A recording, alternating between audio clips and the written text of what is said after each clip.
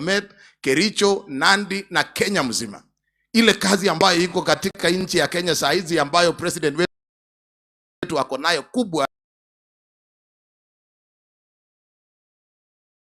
is transforming the economy of Kenya.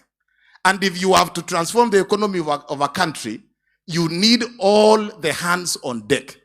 We need members of parliament, we need MCAs, we need county governments, we need senators, all hands on deck.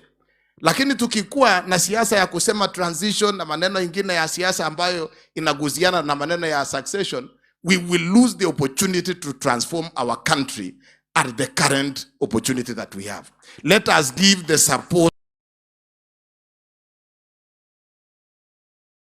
We are members of parliament and the senators. Let us allow ourselves for a moment, for the next 4 years, let us focus on transforming our country. And we hope that God will give William Ruto the presidency of 10 years. Because correcting the messes that ambayo tulipata kutoka kwa hii serikali, you are not going to correct in only 5 years. So we want to ask all of us, let us tone down on politics.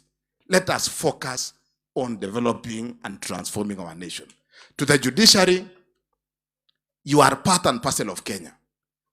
Unfortunately, and Speaker Kingi, you and you in parliament passed the legislations on the 4 laws on health, on UHC, all the way, mambo ya NHIF na hiyo team yote. You worked round the clock in the shortest time possible to give progressive legislations on health. The judges who have been used by people who are not interested in that transformation of the health sector enjoy a medical cover that is not dependent on national health insurance. That is why they can afford to make reckless decisions on those legislations, because they are not affected. Unfortunately, even small judicial officers, court clerks, are being subjected to humiliation and that difficulty because our elewi. So we want to tell the judiciary, you are part and parcel of Kenya. Can you be part of the team that works towards the transformation of Kenya ili tuweze kwenda mbele kwa pamoja? Kwa hayo na mengi nataka kusema poleni sana. Senator Sigei and your family, we stand with you. The people of Bomet, we stand with you as we mourn our father. Pole sana na thank you, Bishop. You shared a very wonderful message today. We want to thank you for the message that you have shared today. We have indeed been blessed. Asanteni na Mungu wabariki. Asante sana Governor kutoka Nandi. Bas kikundi chetu cha waimbaji, kanisa la Soliot na kanisa la Riverside, tuendelee basi, tutaimba mpaka kiongozi aweze kaikia ndani na Ibo Rais. Tuende kazi. Pale wenzetu karibu sana. Katibu mkuu wa NAPS, OU.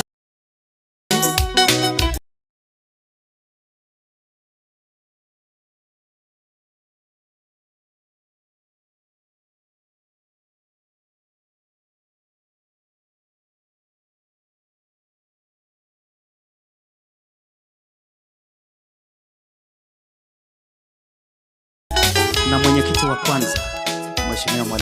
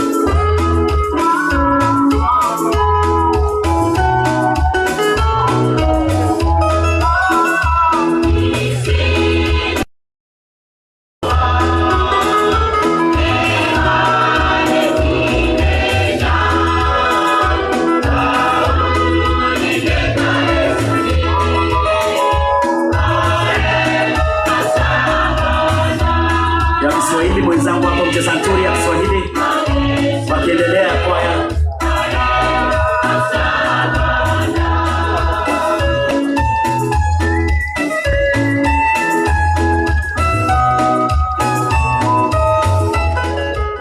Na kila mmoja tuweze tutulie sasa wakati kiongozi atakapoingia.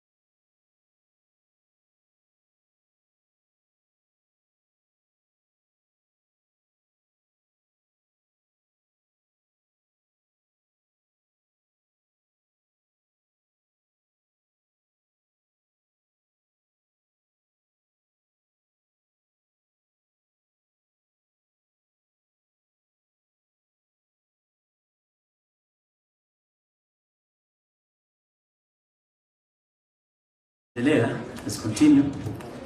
Tuimbe, nishike mkono Bwana. Sawa, thank you. Kwaya. Ticha utupie mateso. Mateso. Ticha hii.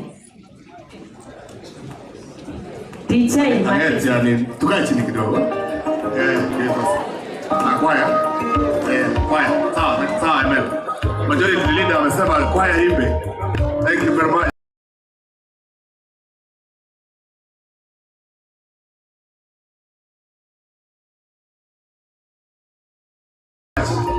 Tunakaribisha yes. DJ twende. Alafu akifika sisi tutasimama, sawa?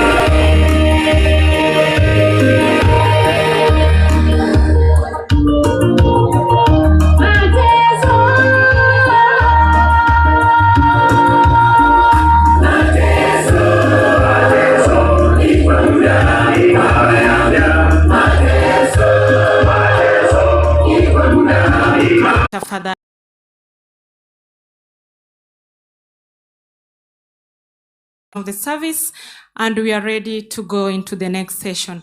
Your Excellency, the Deputy President of our beloved nation, Honorable Rigathi Gachagua, the bereaved family of the host Senator, Honorable Senator Sigei, the Speaker of the Senate, Honorable Amason Kingi, all cabinet secretaries present here today to console with the bereaved family.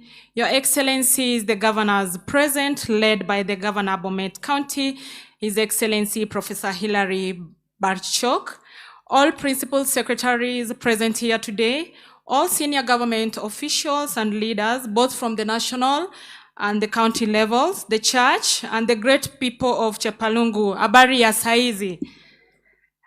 We've done the first session, Your Excellency, and without much ado, allow me now to invite the area MP, Honorable Victor Mandazi, to control and coordinate the next session. Karibu sana, Mheshimiwa.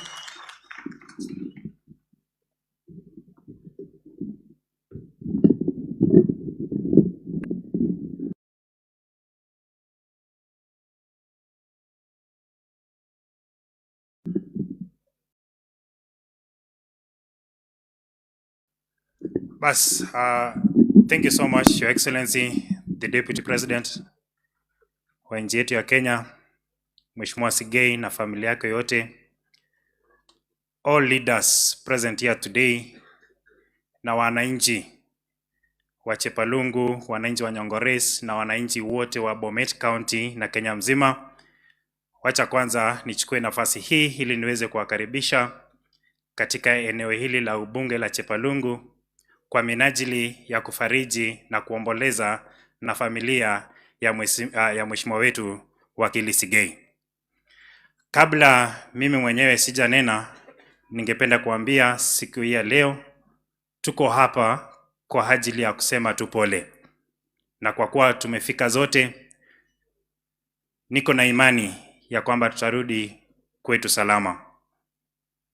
Na hata na hivyo, ninajua kwamba sio sisi wote ambao tutapata nafasi ya kuongea. Na kwa sababu ya hiyo, ningependa tu kuwaomba asomo gorengo wa mwingine tapke, wale sisi wote tuweze kuweka mikono yetu juu hivi kwa sababu tumekuja kusema pole. Wacha nione mikono yote juu, tuelekeze kwa familia ya mwenda zake na sote tuseme kwa pamoja pole. Turudie tena tuseme pole. Asante sana. Wacha nikaribishe mheshimiwa spika wetu ili aweze kunena moja kwa dakika moja na pia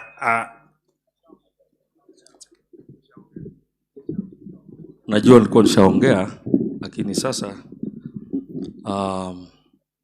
nikiomba msamaha, wajua niko na members na wageni wengine ambao wamefika. Sitachukua muda mrefu. Your Excellency the Deputy President, governors wote ambao mko hapa, PSS ambao mko hapa, mawaziri wote na itifaki zote zikizingatiwa, Your Excellency the President, nakaribisha sana Bomet. You're welcome. Karibu sana. Some few months ago tulikuwa tumetamani sana kukuona. Na tuliambiwa mara 2, mara 3, mara 4 kwamba unakuja. Mwishowe ikawa ni kama yale mambo ya Biblia. Dr. Her Excellency Dr. Dorcas Kashagwa came na tukaongea naye, tukafurahi kubomet na akasema utakuja. So sijui kama kwa sababu last year tarehe 15 ulikuwa tena Bomet. Ningeomba kwamba maana leo umekuja kufariji familia yetu na Bomet kwa ujumla, panga siku nyingine uje Bomet, tukae pamoja, tuongee ile mambo ulikuwa unasema siku ile. Haujatumalizia. Umekuwa ukiita watu wengine waje Nairobi. Hawa MCAs wangu wanauliza, huyu Deputy President alituambia atafanya kitu, fanya kitu tafadhali. Asante sana. Thank you so much, Speaker. I thought maybe ungekaribisha area MCA tu aweze kuwave, na kwa sababu ya hiyo area member of County Assembly Mheshimiwa Josiah, dakika moja tafadhali.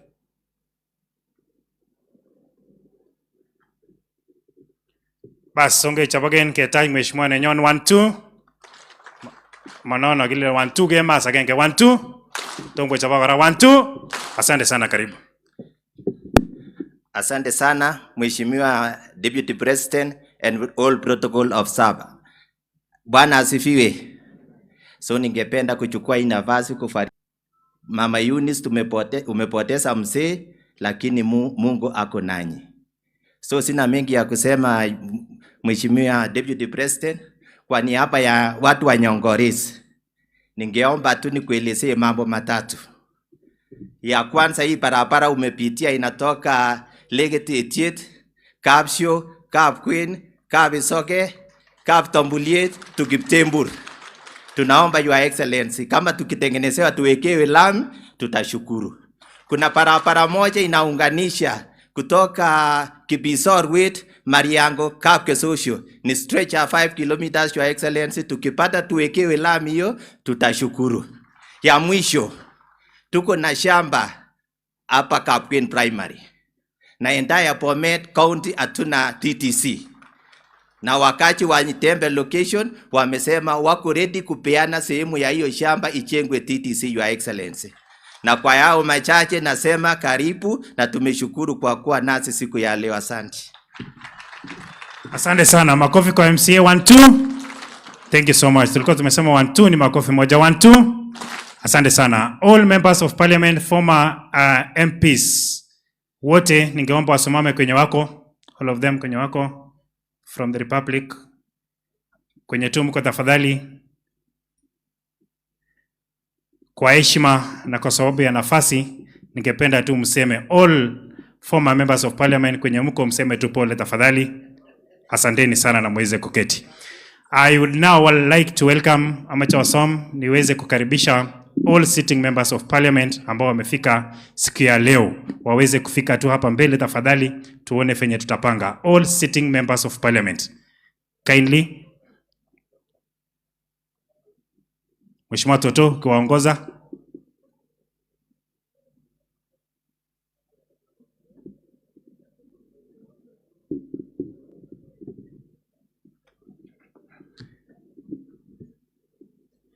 All sitting members of parliament kindly.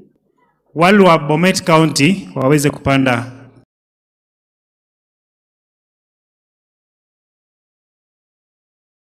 kwenye jukwaa hili lenye niko.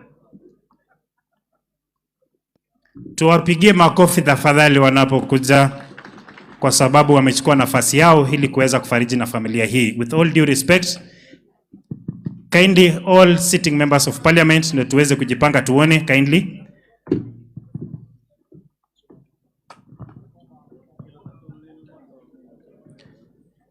Neno som kebrichi ne utine ngamon kagoim nabas no 1-2. Asante sana. So let me start with my immediate neighbor Mheshimiwa Richard Kilel aweze kusema pole kwa dakika moja tu kwa sababu mnaona wenzetu wako wengi. Karibu.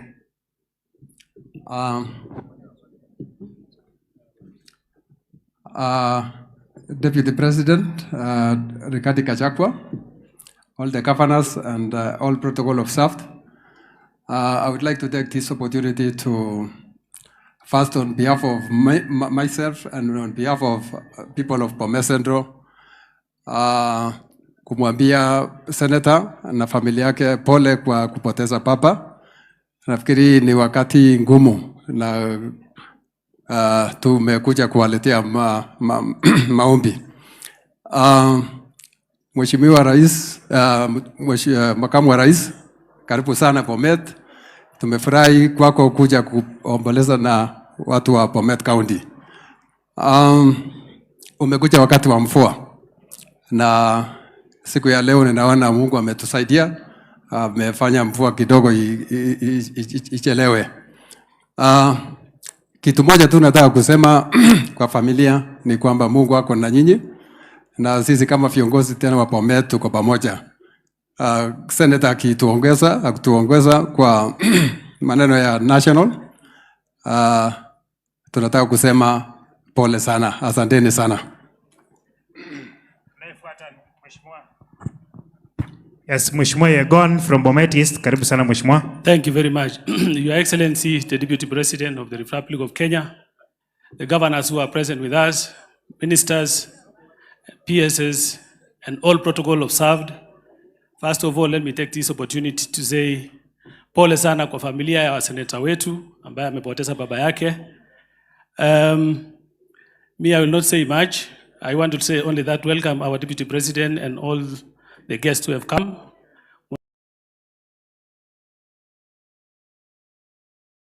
It is good that you elected us. If they had not elected us, this rain, the kind of rain we are having now, they could not have been there. So, wacha tushukuru Mwenyezi Mungu kwa sababu mlitupigia kura ndio mvua ikuje, alafu tupate chakula ya kutosha.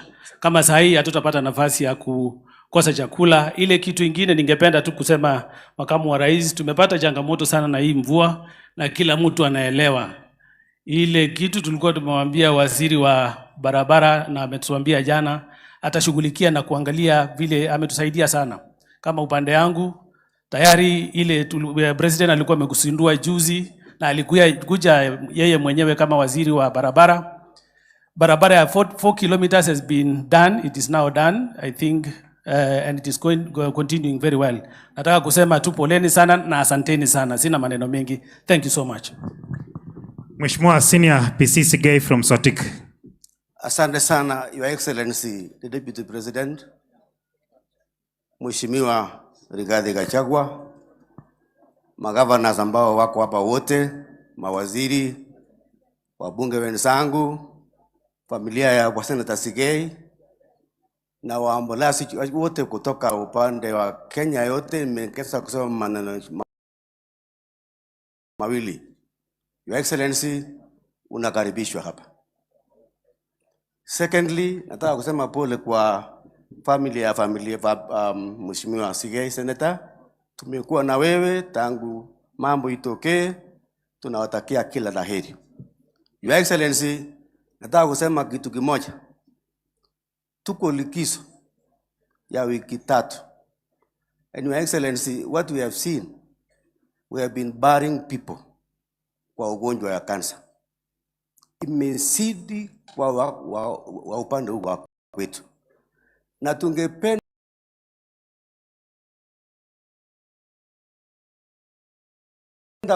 kuomba wale ambao wanachukua maneno kotini kufunga mambo ya policy ya serikali ya Kenya Kwanza, ati tusipate mambo ya universal health coverage. Nataka kuambia nyinyi raia wa Sotik wameniambia tuko na president. Asante sana. Asante Mheshimiwa Brighton Yegon Konoin. Asante sana. Familia ya mwenda zake Deputy President, Governors, President, Speaker, Majority Leader and all protocols observed. Leo hii tuko hapa kuomboleza na kusindikiza mwenda zake Philip.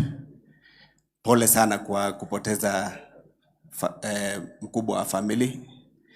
Eunice, Senator wetu na familia mzima. Tumekuja hapa kwa niaba ya Konoin constituency, kwa niaba yangu. Nasema pole sana kwa kupoteza mpenzi wenu. Ya pili, tulikuwa katika kamati ya kuchangisha pesa kutoka bunge la Senate na National Assembly.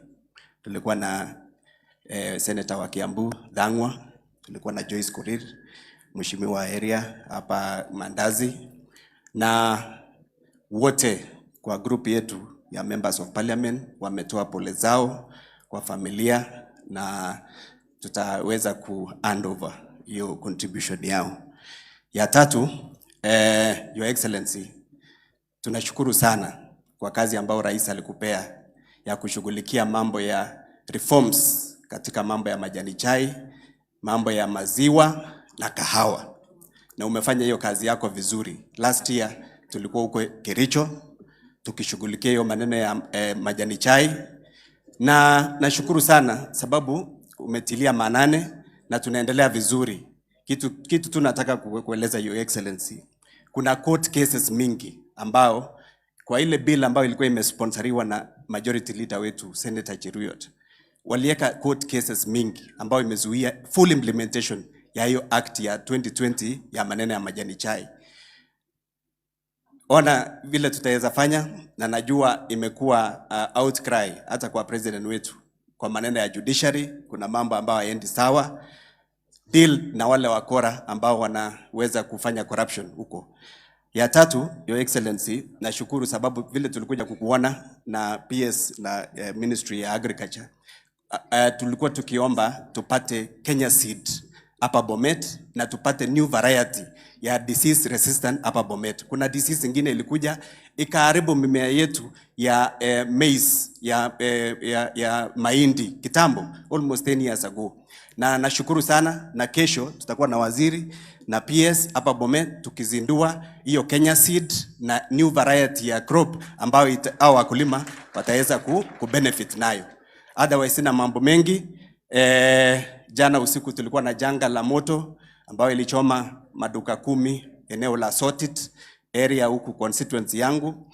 Naomba kama kuna kitu yoyote unaweza saidia. Otherwise nashukuru sana. Asante sana na Mungu awabariki. Thank you so much. Thank you Mheshimiwa Toto. Dakika moja tafadhali. Asante sana Mheshimiwa Naibu wa Rais, Mheshimiwa Rigathi Gachagua, mawaziri wote ambao wamekuja kujiunga na sisi magovernors, PSS na viongozi wote ambao wametoka sehemu mbalimbali na wananchi wote wa Bomet na kutoka Kenya mzima. Nataka pia niungane mkono na wachumbe wenzangu ili kutoa pole. Mheshimiwa Senator, najua kutoka hii msiba itoke, tumekuwa pamoja, tumekuwa tukiongea, tumekuombea na tunaendelea kukuombea Mungu asidi kukuinua na kukupea nguvu. Asante sana Bwana Mr. Deputy President kwa kukuja kuomboleza na sisi. Najua tumeongea mara mingi, juzi tulikuwa kwako na tuliongea na hawa wachumbe kuhusu mahitaji hapa Bomet. Ningependa tu kukuzia mambo mawili. Ya kwanza nilikuja nikakuomba kuhusu markets. Naomba kabisa kwa unyenyekevu unijengee markets, even one in each sub county. Hawa wamama wanateseka sana. Kwanza juzi wakati wa mvua na inaendelea kunyesha, hakuna kitu wameuza. Bidhaa zao zinaharibika hata wakati wa jua tena. So ningekuomba tu kwa unyenyekevu ungeanza tu na one in each sub county, tutashukuru sana. Mimi sina mambo mengi, nadhani hayo yote tumekuambia utafuatilia na utatusaidia. Uora isi kwa jobo. Asante sana. Bas, thank you so much. Hawa walikuwa waheshimiwa wa Bomet. So nitawaomba waheshimiwa wenzangu ambao wamefika ili tu kusema jina na pole kwa sababu ya muda na pia mvua imekaribia. Thank you. Your Excellency, the Deputy President, family ya Philip mwenda zake ambaye ni baba wa rafiki yangu Bwana Sigei, pik tukul chebo Bomet kimi tukul bagenge nando unenga liota mutio. Kobun pik tukul chebo Belgut cha wakilishani family nanyun en kabetetab Bamongo. Angen ale ko ngalal biik chechang ako mamoite nafas ata ngalale ngalek chekake ngalal. Mi kityo ngolyo nomoche aror nekangalal gavana nebo Nandi ak gavana nebo Elgeyo Marakwet. Mi kit netam komwoe Deputy President en ngalekab shares. Kikochomwech kamuktoindet kekonek nebo oeng ngecheret nebo presidency. En kenyisiek 21 ko kiba biik kyok kebutan biik 1018. Kakochorche kasis nebo oeng kobun President William Arap Ruto.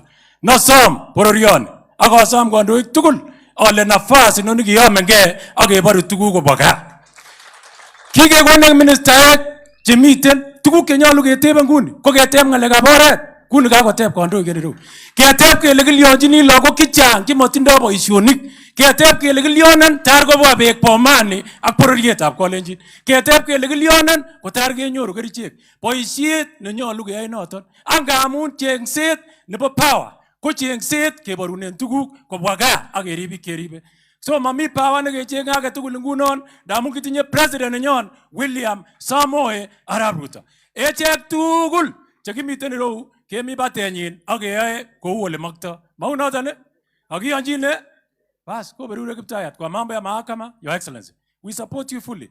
There is no agency in this country that should not be criticized. That is the essence of democracy. Sisi wabunge hapa tunachorwa kila siku kwa Facebook, makatuna, and we don't make noise because we are accepting to be criticized.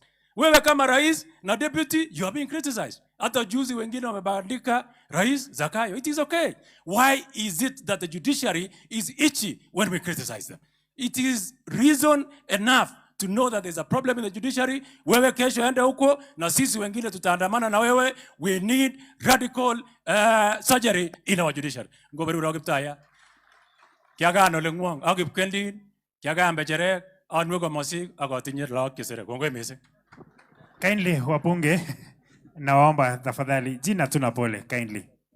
Bas, viongozi wote wakiongozwa na Deputy President Rigathi Gachagua, familia ya rafiki yangu Hilary Sigei, watu wa Bomet na viongozi wote ningependa kuwasalimu katika jina la Yesu.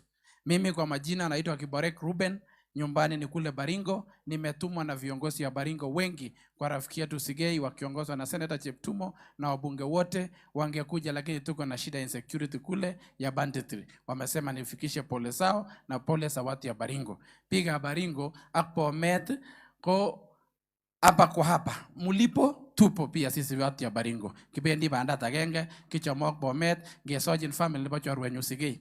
Kwa hii mambo ya kotini ya judiciary wameamua ku superimpose themselves kwa whole arms of government. Tuko na dawa. Sasa hizi tunaanza process ya budget making kwa hii Republic of Kenya. Kama wameamua ya kwamba pesa haitaenda kwa NHIF na UAC, tutakata bajeti yao yote na tulipe na NHIF wakae na njaa. Asante sana, Mwenyezi Mungu awabariki.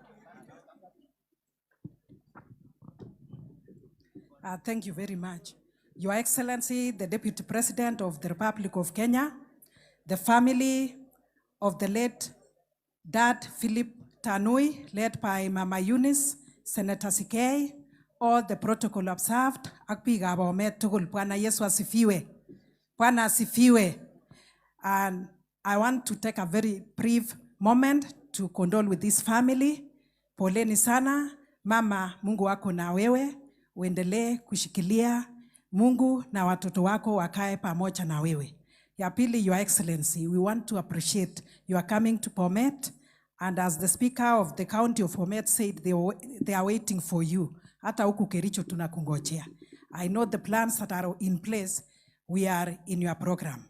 And cancer is a killer disease. It has killed many, and not only cancer, other terminal diseases. And when we talk of the universal health coverage, Your Excellency, we are serious on that because the many people in our country are suffering. And these people, the judiciary, are not for us. They are always bringing issues. But we are standing with the government of the day. We are standing with the government of His Excellency, the President and yourself. And therefore, when the day comes, when you will be going there, we are supporting you, and you know, Your Excellency, tunakupenda sana hapa Kericho na Bomet. Mungu awabariki sana. Thank you very much. My name is Beatrice Kemei, Giguro Beatrice Kemei, Mama County nebo Kericho, agobi ka Bomet, kichamok, mami komosyo komosyin ki agenge tugul. Kongoi. Kongoi, ngebare kereben ko makingirot kele kiriptoitono. Kero yon kachanga obirchin neut sikokona microphone atesta agoi. Ngamun tor koui kasit en karibu chererot. Mobiri seut kot kachanga chachu. Your Excellency, the Deputy President of the Republic of Kenya, our Senator Sigei and your family, Mama Eunice, and all protocol observed. Wacha nichukue fursa hii niwasalimu nyote katika jina la Yesu. Bwana asifiwe.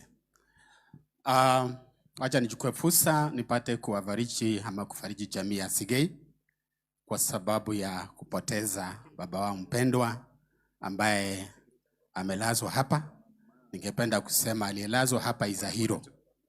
Kamwage Sigis kole maye ngetu ilel. Ye ngetundo. Kwa macha wa mwaga lenjo poyonde ni kwa yogone gondo inde tenemone. Ne indo uchin negitoretej agote Senate. We have a very shrewd leader in the name of Senator Sigei. Negitoretej money kwanza enga lecho kibo kotini. Kwa macha wa mwaga piga Bomet ale agotinye chito. Nerube kwa macha wa mwaga lenjo pikyok kagongalal biik chechang. Achek kokikekone kandoik. Kiib nafas His Excellency the President of the Republic of Kenya kwa appointed leaders. Amache kikoi leaders ichon nafas asikobit komuch kobanganech. When you see a leader here, amache iger matiger within the constituency nengung. Ama iger a national leader. We have our CSS agetinye bichon tugul. Amache amwaga lenjo ongetegis koager mea en ireu. Sirono mwenyewe. Amache alenjo ongetegis leaders chekiappointen. Ako ngebakach kasi nombo mbu nengochut ko mbu komakiruitosi. Kimache kikoi nafas, they will deliver. Your Excellency, tunakushukuru. Mambo ya judiciary ulisema juzi.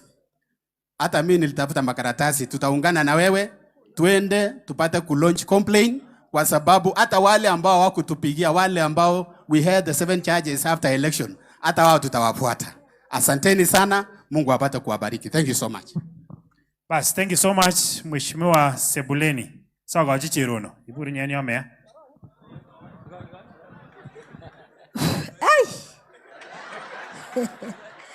Ay! Senator Nanamegoro President Kachakwa Kala sweta ina noton ochokwa amungo ngolole nyone. Tomo nyon wakili kosip kwa porto nekiyae ane. Kiam na long time. Ngeno Ambassador Sigei. Abaro awalitei. Tebe na rabishek nekito malipan nguni. Nekit 6,000. Ko kanyon amwaun achokwa ale kileweni kora. Kileweni ne wa ngecheret mato sitwaswas. Kwane Cherono Cosmas akondoik cheterter. Macha amwa mutyo nekata biikab radio. Biikab radio Wesley ot Kibet Eric bichon bo radio tugul. Akasa cheechen ko kanyone anyamwa mutyo nekata bichote. Number 2 amache aleinu akili kongoi sisinge ndo makona rabisiek ko kanyone ale mama no mutyo missing en boyondang'ung. Kebet boyondang'ung komi Jehova koboten. Mengeng'alin kele kimi tuan. Bichu kobendi nguni. Irib aman. Iribchi Bamongo. Bas ongebirchi neut ngamun kakonyor chekaba sipitali silingisiek 10,000 Cherono asikotoreten komosigan. Kangorok nyetomo amwa. Mheshimiwa non kokonyo mi kainet nekekure kibore Chebo Mbumbu. Ngocha. Chebo Mbumbu ngoro? Mi yu. Kin kemi ireyu kiitu borto ko koimi kora. So oib kakwaut obe serikali.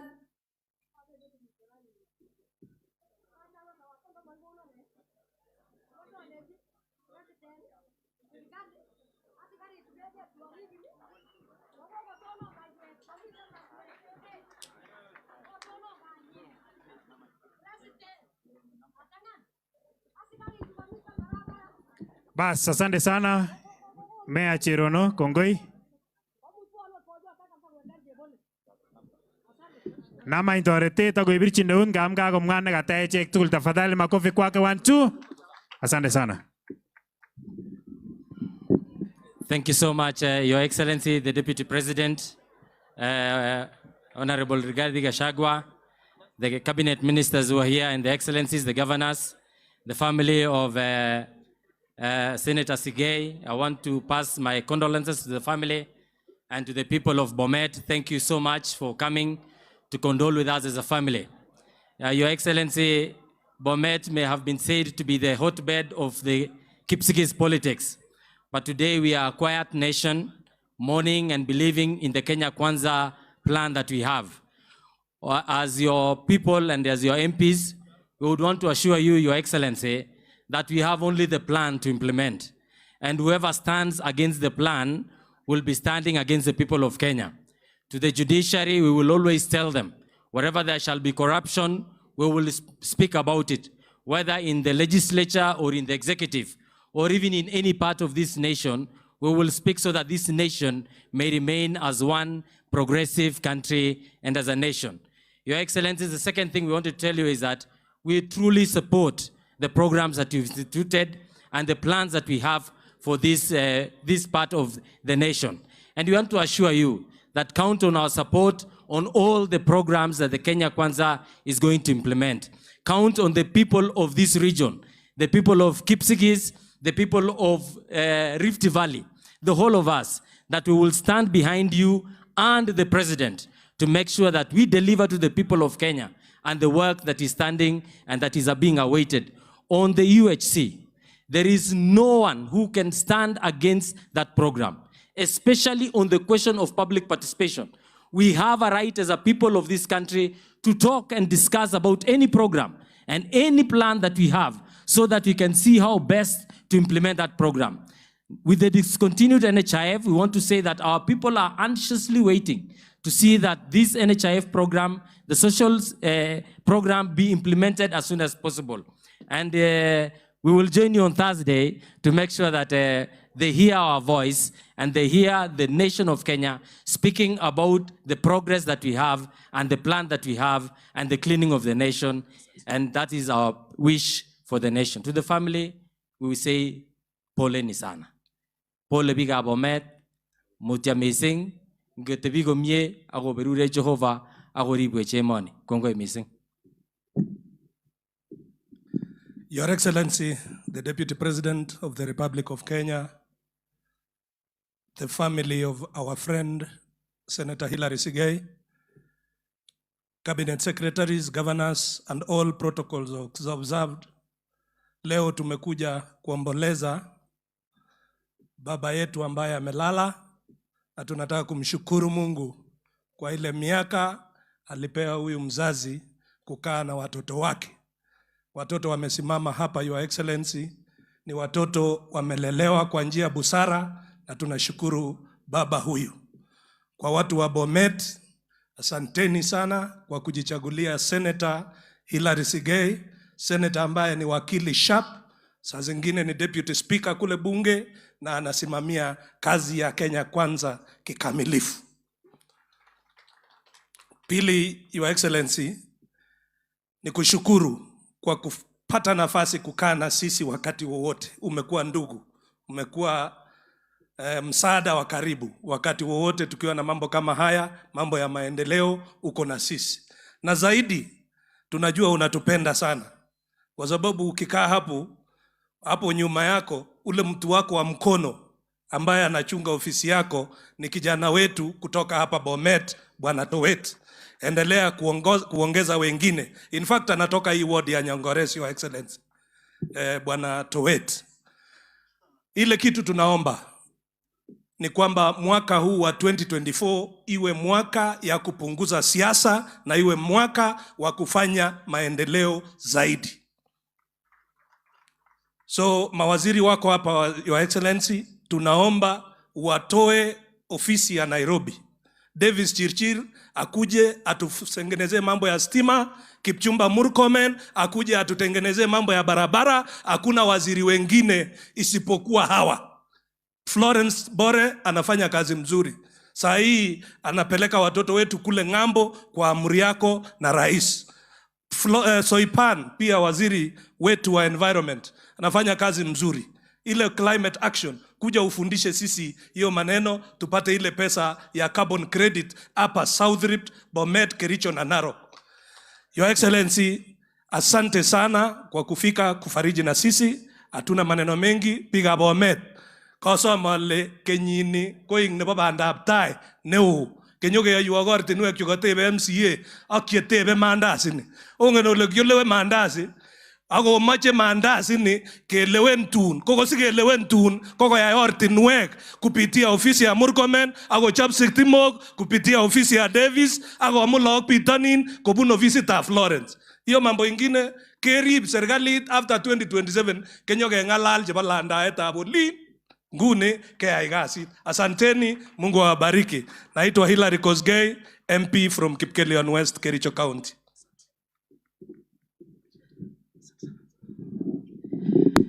Asante sana. Basi Mheshimiwa Naibu wa Rais, Mheshimiwa Rigathi Gachagua, familia ya ndugu yetu na rafiki Hilary Sigei, the cabinet secretaries present, the colleagues, leaders, na watu wa Chapalungu, Bwana Yesu asifiwe.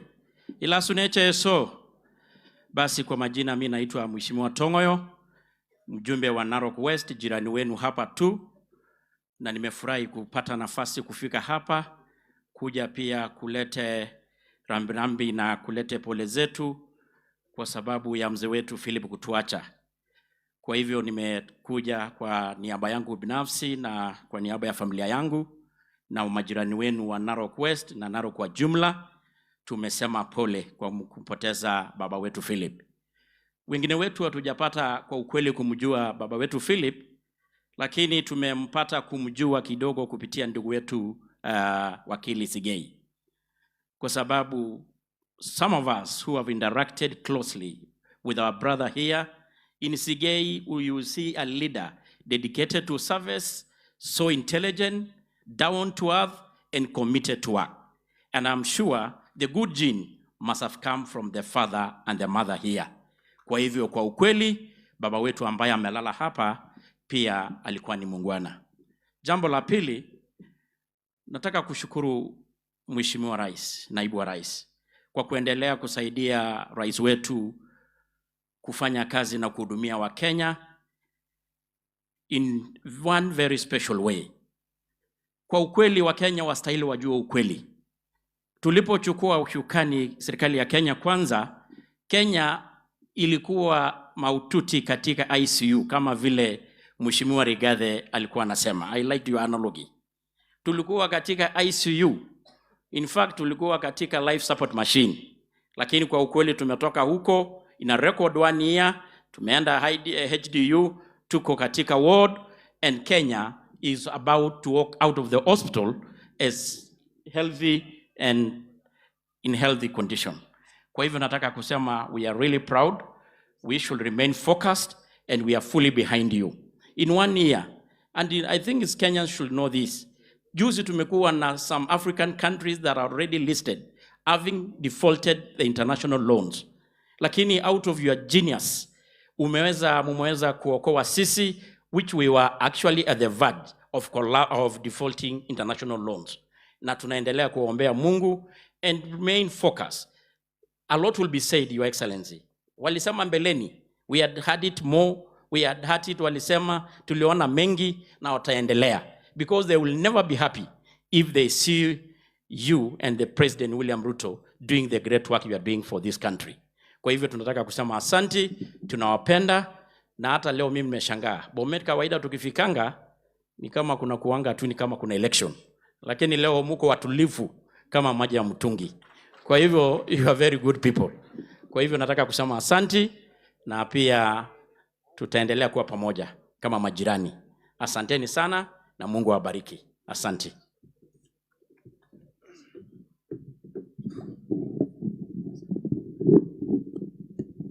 Your Excellency, the Deputy President of the Republic of Kenya,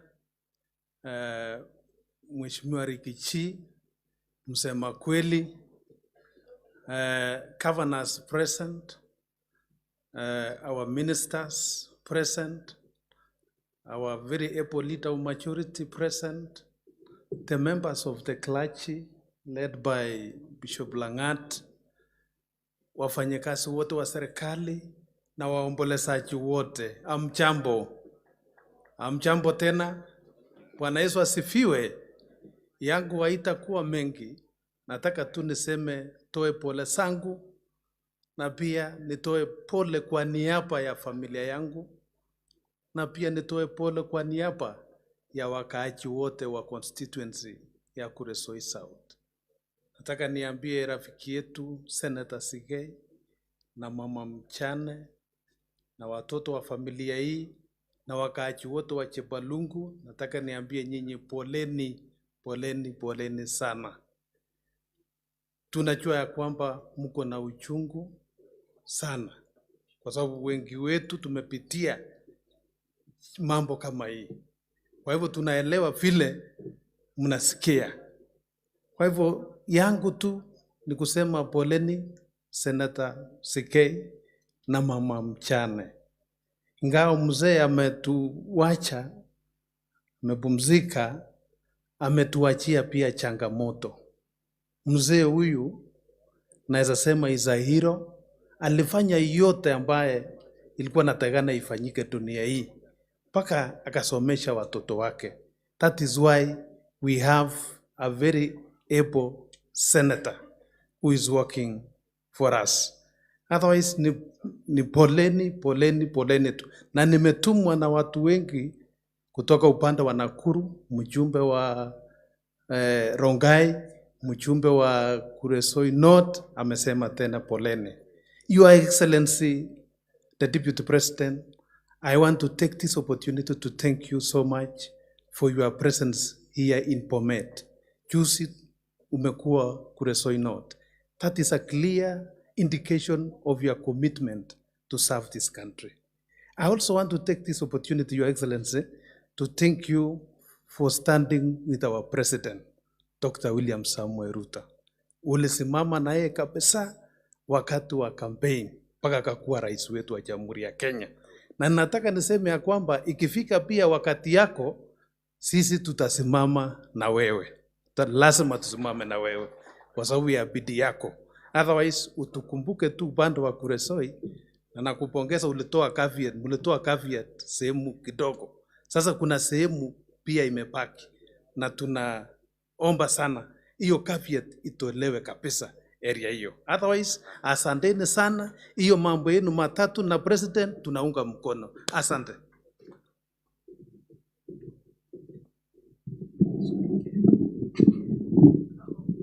Asante. Makamu wa Rais wa Jamhuri ya Kenya, familia ya mwenda zake mzee Philip, wajumbe walioko hapa, maseneta, magavana, mawaziri, ak biikab Bomet tugul ongekat chamge. Okatani bak chamge. Mimi majina yangu naitwa Mheshimiwa Caroline Ngelechei. Mimi ni mama county wa county tukufu ya Elgeyo Marakwet. Nimekuja pia hapa kulete pole zangu kwa niaba ya Elgeyo Marakwet, kwa niaba ya mimi mwenyewe kama rafiki ya Senator Sigei. Senator Sigei tumesema pole. Wajumbe wa pale wangekuja, lakini jana president alikuwa pale, bado walikuwa wanarudisha masufuria ya wenyewe. Na Deputy President tunashukuru sana. Hatukupata nafasi kusema asante baada ya nyinyi kwenda, lakini mambo yetu yalitimizwa. So watu wa Bomet, mimi pia nimekuja kusema poleni. Na biga Bomet omnyache na mko wazuri leo. Ile siku nilikuja sherehe ya watoto kichus kumen goret. Amoga ngowid nona nene. So tunashukuru sana. Mimi tu nataka kusema neno moja kuwa Mheshimiwa Deputy Rais, sisi tuko imara. Na tutaki kutishwa tena na one arm of government. Sisi kama bunge tuna support kazi ya president. Na kwa ajili nyinyi na president hamuko wenda wazimu. Mnajua ile mliahidi wananchi na maana waliwapigia. Hiyo judiciary si wao, ni ile watu walijiita deep state na maneno yao ikaanguka. Mimi nataka kusema hivi, ulisema Thursday wewe unaenda pale. Mimi pia nakuja na yangu na watu wengine tuandamane pale, tuambie wawache president yetu afanye kazi bila kuguzwa. Pia mwisho wananchi wa Bomet na wajumbe wetu tukue watu wa kusema asanti. Amoga nyegena metienda biga la koguru biga la chiki mami serikali tienda kenamji. Ki kwa serikali tuguk chachang. Ki kogonech mbolea kwa bei ya chini. Ko kogonech universal health care. Chang tuguk chikakobwa. Konyone chito kolecho kikwa uchumi barak. Onam jaga kwek tienda maegerib lagok chechicho magonok chi alak otoben waziri chemiyu. Ndiki manengwang serikali ndotinye? Damita? Ongerib nikikogonech kamuktaindet. Nilikuwa tu nawaambia Deputy President tujikaze, safari ya mbinguni sio rahisi. Asante sana.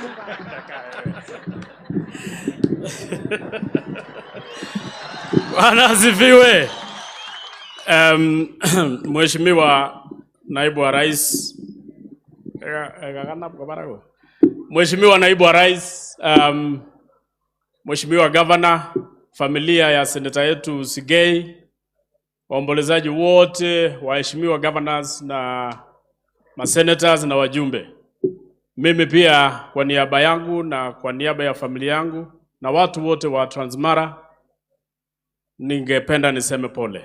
Nimekuja kusema pole zangu, nimekuja kutoa risala zangu na nimekuja aswa kusimama na rafiki yetu Mheshimiwa Sigei na haswa pia Mama Eunice. Nataka niwaambie Mwenyezi Mungu awape nguvu so that wakati tunaomboleza na wakati tuko na hii msiba awape nguvu ndio tupate kuendelea pamoja hapo mbele. Kwa hivyo nataka niseme Sigei, nilikuwa nimekuja hapo mbele na tulikuwa tumekuja kuongea na familia na tukaongea mambo mengi. Kwa hivyo tunasimama na wewe wakati huu mgumu. Nataka niambie familia poleni sana. Mheshimiwa Naibu wa Rais, pia tunataka kushukuru kwa sababu umekuja kuomboleza na sisi. Tunakushukuru sana. Karibu tena Bomet, karibu tena area hii yetu yote hii. Uje hata kwa mambo mazuri. Nataka niseme karibu sana. On matters of development, Your Excellency, sisi tunatambua kazi yenye unasaidia rais. Na tunajua rais hakuna kazi mingi. Hakuna kazi mingi, jukumu mingi ya kutoa hii nchi yetu kwa shimo yenye iliwekwa na watu wengine. Tunajua rais hakuna kazi ngumu kutafuta marafiki wa kusaidia in investing in our country. Tunajua rais hakuna jukumu ya kurekebisha mambo mingi yenye ilifanyika Kenya hii yetu. That is why tunasema wewe kama msaidizi wake utafute nafasi, utembee. Christmas imeisha, mwaka mpya imeisha, sherehe za mwaka mpya imeisha. Hii ni wakati sasa utembee Ndio ukirudi Nairobi uende uambie rais kuna kashida kidogo hapa, kuna shida kidogo hapa ya maji, kuna kidogo ya mastima hapa, kuna kidogo ya mabarabara hapa. So wewe tembea, Your Excellency. Sisi tuko tutakutembeza. Kuja huko kwetu Narok, kuja hapa Bomet, enda Kericho. Shughulikia ile watu yako ambao unawaitanga watu ya shares. So that watu wasilie ama watu wasione serikali iko mbali na hao. Kwa hivyo mimi mwenyewe nataka nikualike uanzie Dikir, alafu ukuje ukipanda. Karibu sana. Otherwise kumoma mwangalje cha magitio le mutio chorwenyo. Kimito. Ako gangalal kondoi angaleke kakoma. Ongen ole yegai kumi ngalek nyolu kecham kenomchi ngweny ako mi chi nyolu kenomchi barak. Ongen ole serikali ni kiwendi nikibo kenyisiek 24 nikibo boyot nenyon ko kikaran, lakini kinyo komi mwisho ko kila ma yait kidogo. Said that kiyach president nemi nguni konyokonya koron utomot koit kosom ng'echeret ko kiyach konya koron tuguk chekikan kemwaita en bororienyo. Kot ko nguni konguyoni bororiosiekab Kenya kole kayam kikoin koik president. Ko chang tuguk chekiyach kinya. Ele kibune kora kecherani, His Excellency, ko timdo. Kecherani ko kimi kotit walit. Kirut timi sikai wait. Kemoche keng'ololjingei ko ki kandoik. Chekikilewen ak chekikikoi kasit en barak. Echek chekikilewen ko kikilewenech ketoret His Excellency the President ko deliveren to bikyok chekilewenech. Ko chito nekikikoi kasit akine jukumu ngune teleljini kasit nekakonin His Excellency. Onge deliveren ak ongete chomyet. Kemwoike. Ngomoe kebirgei ngo ak iun kutit. Kokimong'u tirita kemwa chebo emet. So amoche asom kandoikyok tugul ongeng'omekitun. Ko ng'alek kobo besio. Raini ko kobo Arap Sigei ak family ak toek chekabwa. Kongoi missing sikoberwo kamuktaindet. Asante. Bas, kongoi missing ongebirchino eut agenge wabunge tugul 1-2. Bas, asante sana. Ndio niweze pia kupeana, wacha tu niseme mawili ama matatu. Kwanza nimesema pole kwa familia. Thank you so much. Your Excellency, ulitukaribisha kwako kama viongozi wa Bomet na tukaongea mambo yetu, tukakwambia shida zetu. One of the things ambayo mimi mwenyewe nilikwambia ni ya kwamba Chepalungu constituency is a fairly flat area. Yani ni area tambarare. Kukinyesha every time kuna floods. To waking up to yesterday, there are 2 bridges, 2 connectors ambayo that were completely swept away. And now some section of the constituency is not accessible.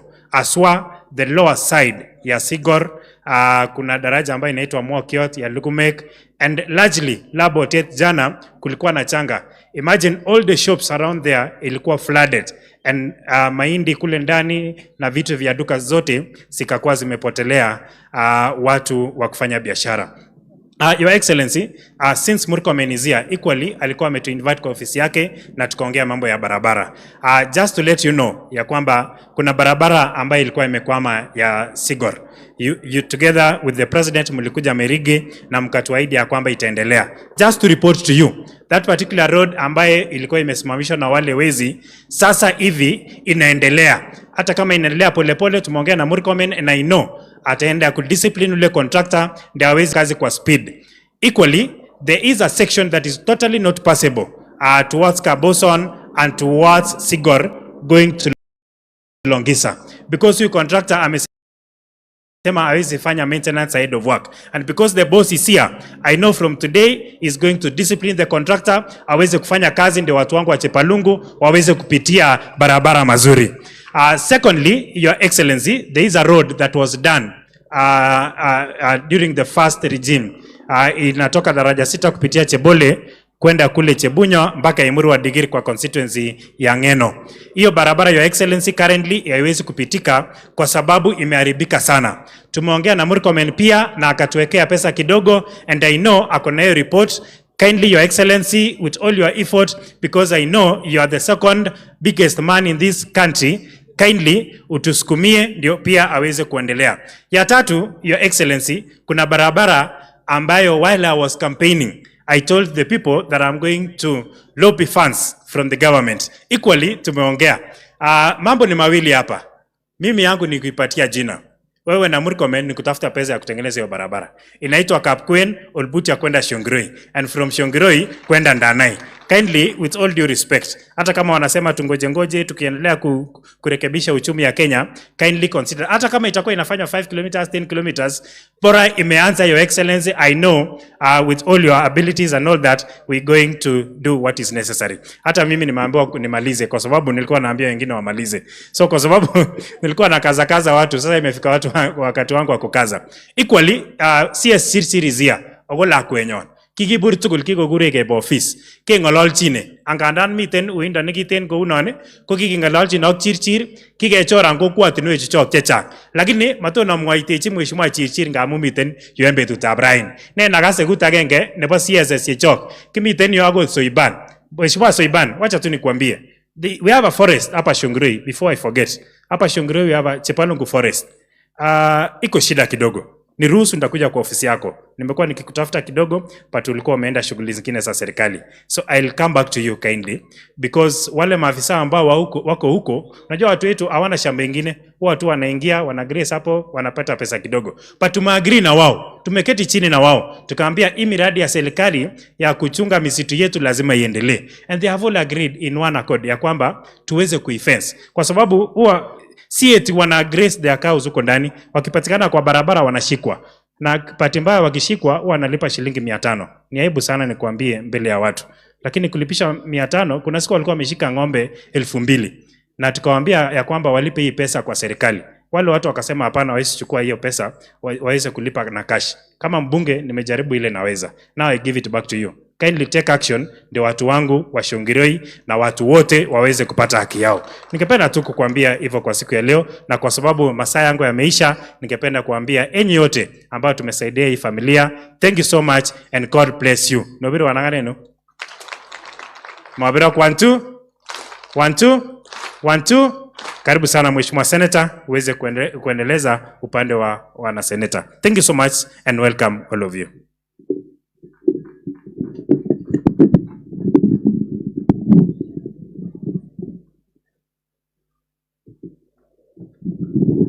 Your Excellency, the Deputy President, all protocol observed, kanisa, familia ya Mwendasake, baba wetu, baba wa wakili, Mheshimiwa Senator wa kaunti hili, viongozi mbalimbali ambao wako miongoni mwetu. Wacha nichukue nafasi hii pia kutoa risala za rambirambi kwa familia, na ningependa pia kusema ya kwamba niweze kuchukua nafasi hii kukaribisha kila mmoja wetu ili tuweze kuomboleza pamoja. Sitachukua muda, bali ningependa tu kusema ya kwamba viongozi mbalimbali wameongea, na ile tu ningependa kuambia familia ya Senator ni ya kwamba waweze kusimama na Yesu. Ninapenda kusema ya kwamba ni shukrani kwa sababu baba alikuwa mcha Mungu, na ningependa pia kusema ya kwamba familia iweze pia kusimama na kuendeleza mazuri ambayo baba alitufunza akiwa bado hai. Ya pili, Your Excellency,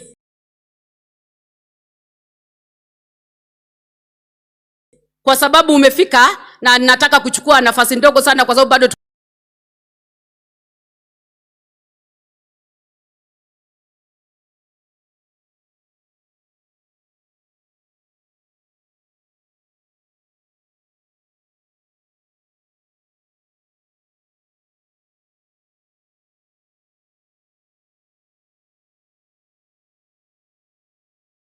kuna kazi mingi, naona mvua bado ina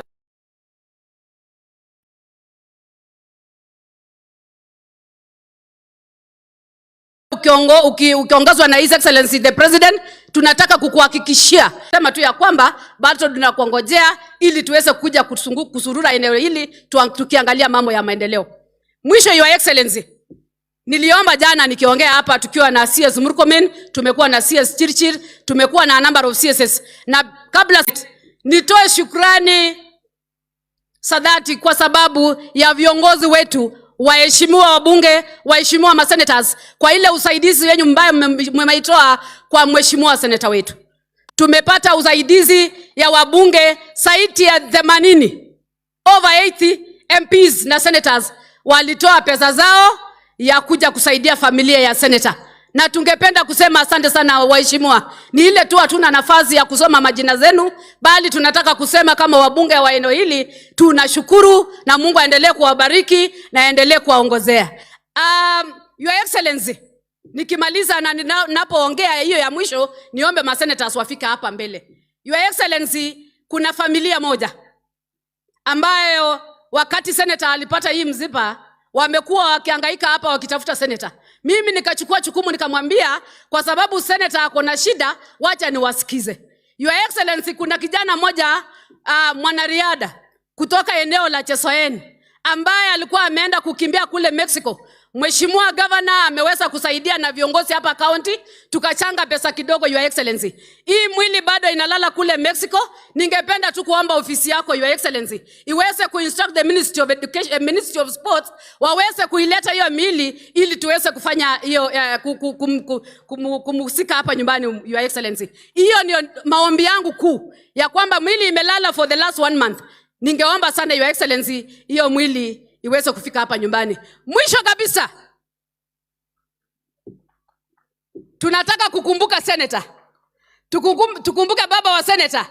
Senator wetu ambaye tunampenda anafanya na mheshimiwa speaker wetu, mheshimiwa speaker Amason Kingi akiwa kwa speakers panel. Anafanya pia katika legal. That is why alitolewa kule Seneti akawekwa katika ile committee ambayo ilikuwa inajadiliana mambo ya hiyo opposition teams. Unaelewa hiyo maneno Your Excellency. Hata wewe karibu ushinde uongee wakati ulikuwa unafanya swearing kwa sababu yao wa jamaa. Huyu senator wetu pia mumeweka yeye huko ashughulikie. Your Excellency, ile tu tunataka kukuomba leo na ma-CSS ambao wako hapa, tulikuwa nimeongea jana na Murkomen. Wananchi wameomba Your Excellency. Hii Bomet tukiongozwa na governor tumehangaika sana. Colleges ndio shida. Na wameamua wakatoa uwanja moja hapa 17 acres. Na wanataka tu kujenga TTC Your Excellency. Saidia hiyo tu. Leo saidia hiyo tu, sukuma hiyo tu. Na tutashukuru Your Excellency. Najua hiyo mtafanya. Hata sitaki kusema mengi, wacha nichukue nafasi hii kukaribisha Mheshimiwa Mundigi kwa niaba ya seneta wangu aweze kusema pole. Karibu. Deputy President, mkubwa wangu Speaker wa Senate, mkubwa wangu majority, kanisa, kaunti zote zile ziko hapa. Bwana Yesu asifiwe. Majina yangu naitwa Alexander Munyi Mundigi, Senator wa Embu County. Embu County nikiwa hapa iko hapa kwa familia, tunasema pole. Hiyo ingine Senator, sisi tutaondoka jioni. Yetu watu wa Embu ni kuambia asubuhi na jioni maombi ndio itasaidia nyinyi. Ya pili, kwa Liginji, Embu County tunasupporti serikali ya Kenya Kwanza, cabinet secretaries wote, serikali ya Kenya Kwanza tunaunga mkono.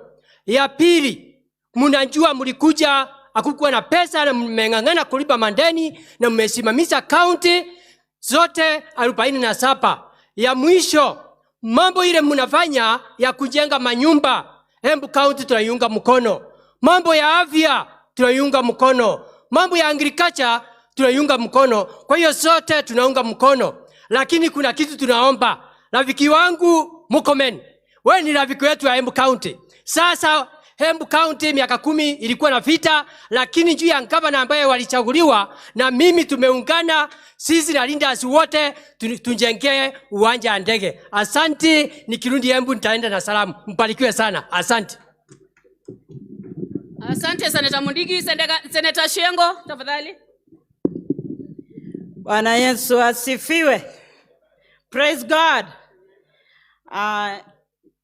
Langu ni moja. Mimi naitwa Senator Beth Siengo, natoka Mwingi North constituency, Kitui County. Kwa hivyo Wakamba wameakilishwa hapa Bomet.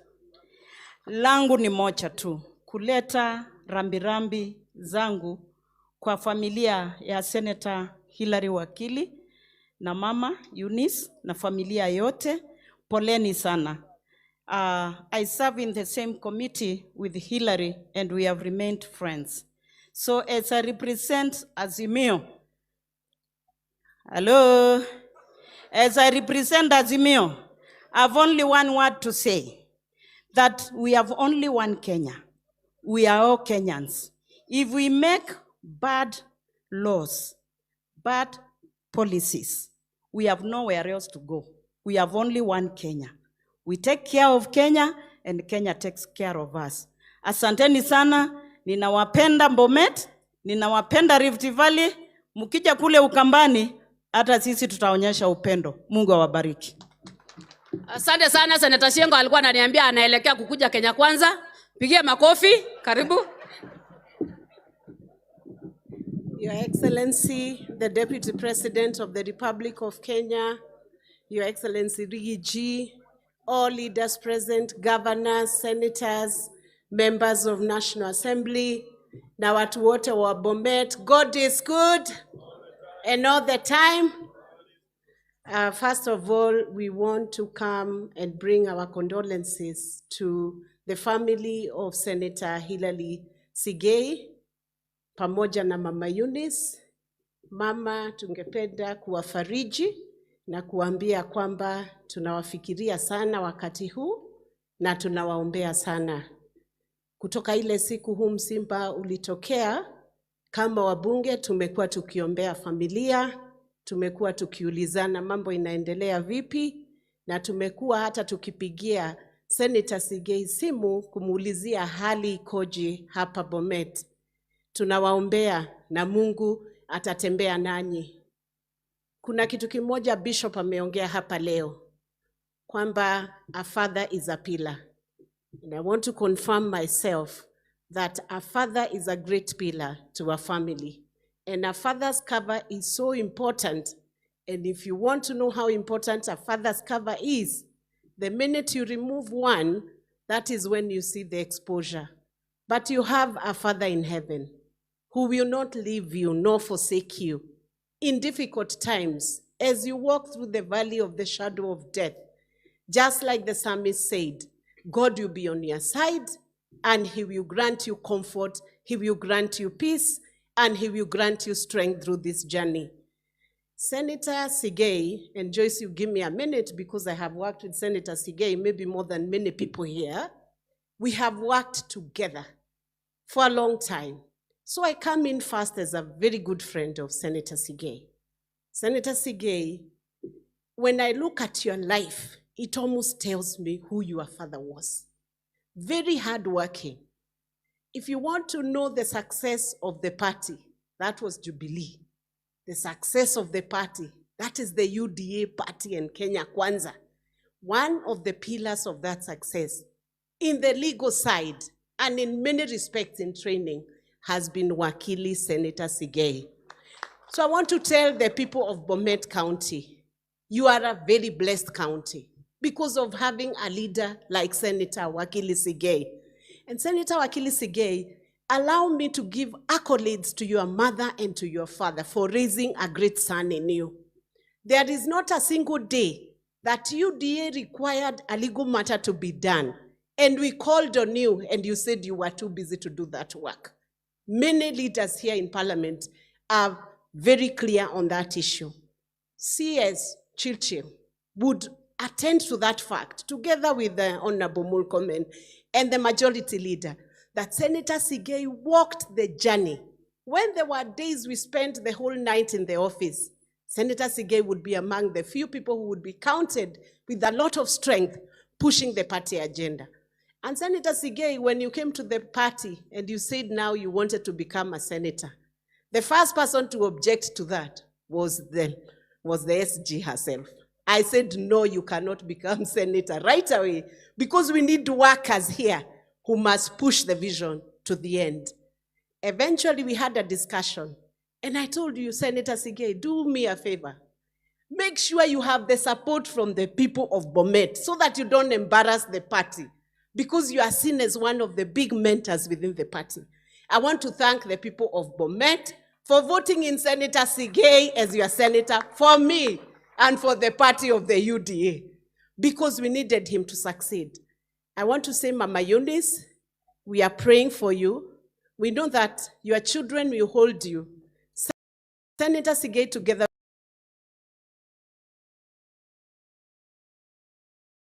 with your brothers and sisters, I have seen you are 9 of you. Hold your mother.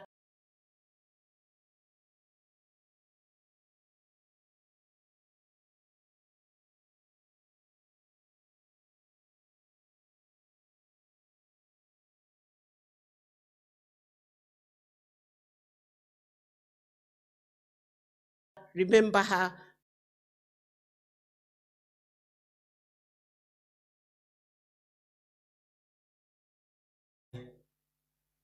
Together with the family, viongozi wengine wote tukiongozwa na Honorable Speaker of the Senate, Cabinet Secretaries, MPs wetu, watu wa Bomet, hamjambo?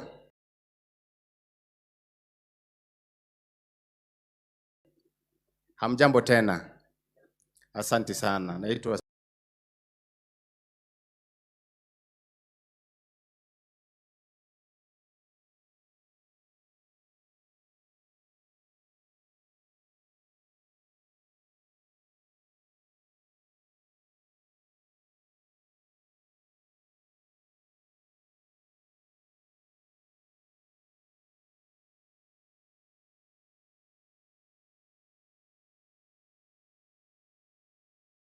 Seki, Senator wa Kajiado.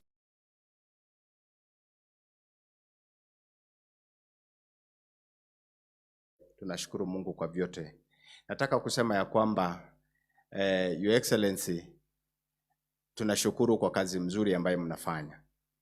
Kila mtu anaona. Lakini kwa haya mambo yote ambayo yanasemekana, mambo ya kotini, mimi ninashangaa kwa sababu serikali iliyopita ilikuwa na issues na kotini. Hiyo ingine hata kabla ya Kibaki ilikuwa na issues na kotini. Hii yetu leo iko na issues na kotini. Kwani ni koti tu ndio inakuwa right?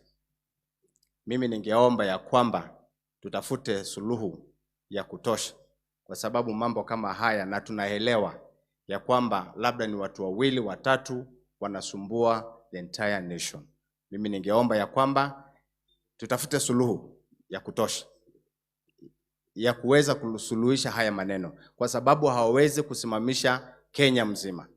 Mimi ningeomba ya kwamba kama kuna mambo tunatakikana kufanya,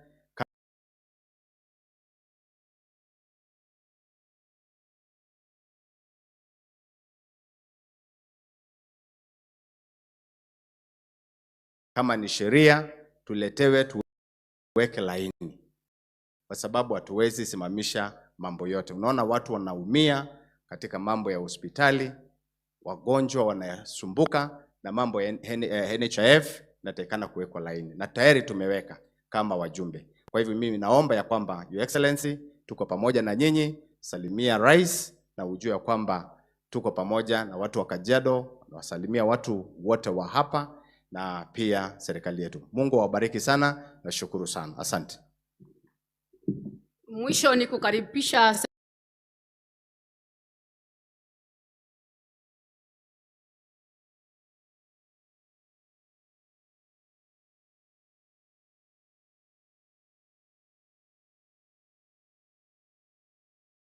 seneta wetu wa Kirinyaga, Seneta Murango.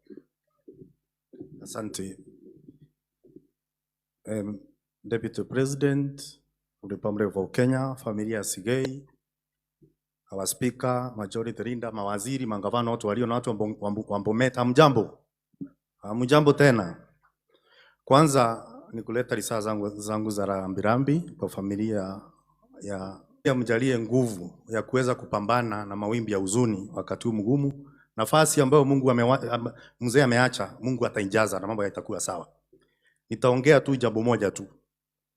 Ya kwanza, Deputy President, kuna mnyama anaitwa mbwa. As long as mlango haijafungwa na kuna moshi, hali anatulia, anajua kuna matumaini.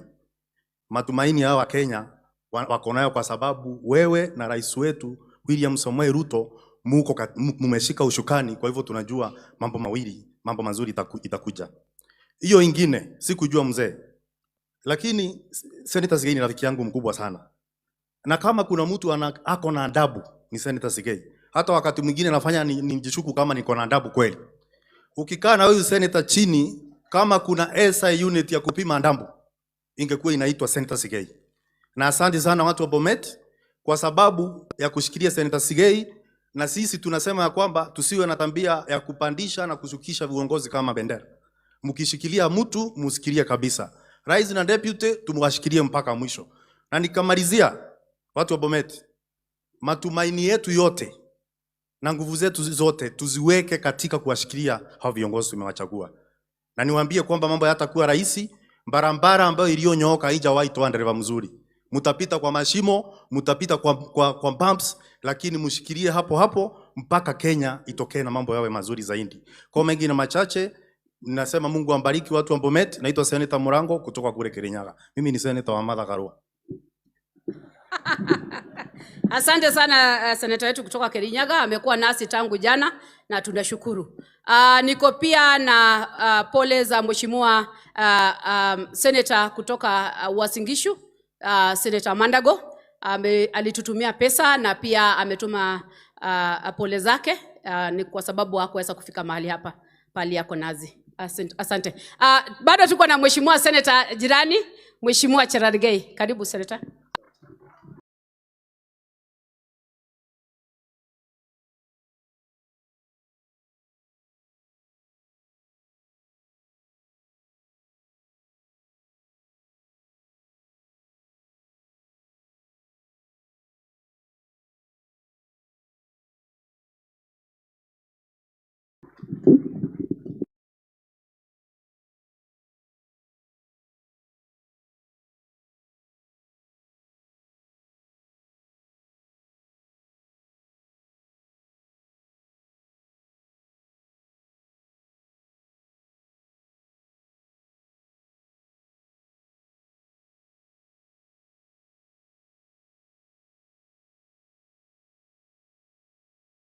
Rono gabti agetugul amwana tonone ukweli.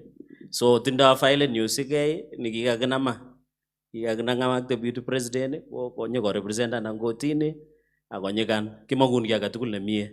Ameche alechi nang mama nengung mama Eunice ak chotupche tugul kale bukoit netilil amworoken seku biik chematinye kamangunet kosich kamangunet en Kristo asikokon kakaikaet. So tumekuja, naona my speaker Mheshimiwa Kingi, majority leader na viongozi, we have come as a family, your Senate. And you know, Your Excellency the Deputy President, Senate is like a family, we know each other. Wanajua, na unajua Senate tumejipanga. Saa ile wanataka mtu ya kunyorosha maneno, Cherargei nacheza namba 6 kwa sababu nacheza mbele na nyuma. Saa ile wanataka mtu tu ya kuleta nini hapa na pale ni Murango. Murango ni ule wa kuchocha watu huko nyuma tu. Kabla hajasema, na Sigei ni yeye anatutuliza na anakaa katika speakers panel. Na nataka nishukuru mara mingi Your Excellency, unajua mimi ni mambo yangu inakuanga moto kidogo. Yeye ananipeanga nafasi niseme ya county ya Nandi na Kenya mzima. So we are proud of what you are doing. Na pia yeye kwa material biga Bomet anene kinyo na mlonget ko chairman nebo ngatutik. Ko kianende ne kiona message ko nam, so we wish you well. Ya pili, Your Excellency Deputy President, tunataka tukushukuru. We are karibu nyumbani. Tumekuambia Bomet mpaka Nandi mpaka huko kila mahali. Let it be your home. Rais ako na mambo mingi anashughulika. Wewe tunataka ukuje hapa tuketi. Mimi Nandi na nataka niwaambie watu ya Bomet kila kitu imekuwa ready. Boma iko sawa, ng'ombe iko sawa, lakini unajua wewe umeokoka, utakuja na Pastor Dorcas.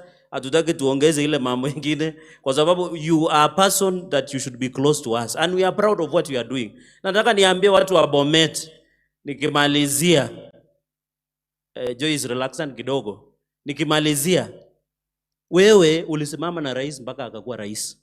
We don't take it for granted. Take it from us here kutoka Bomet. Urabo kijiji tamatonon ing pateta President Daktari William Kipchirchir Arap Ruto tawoi kasit kidogo.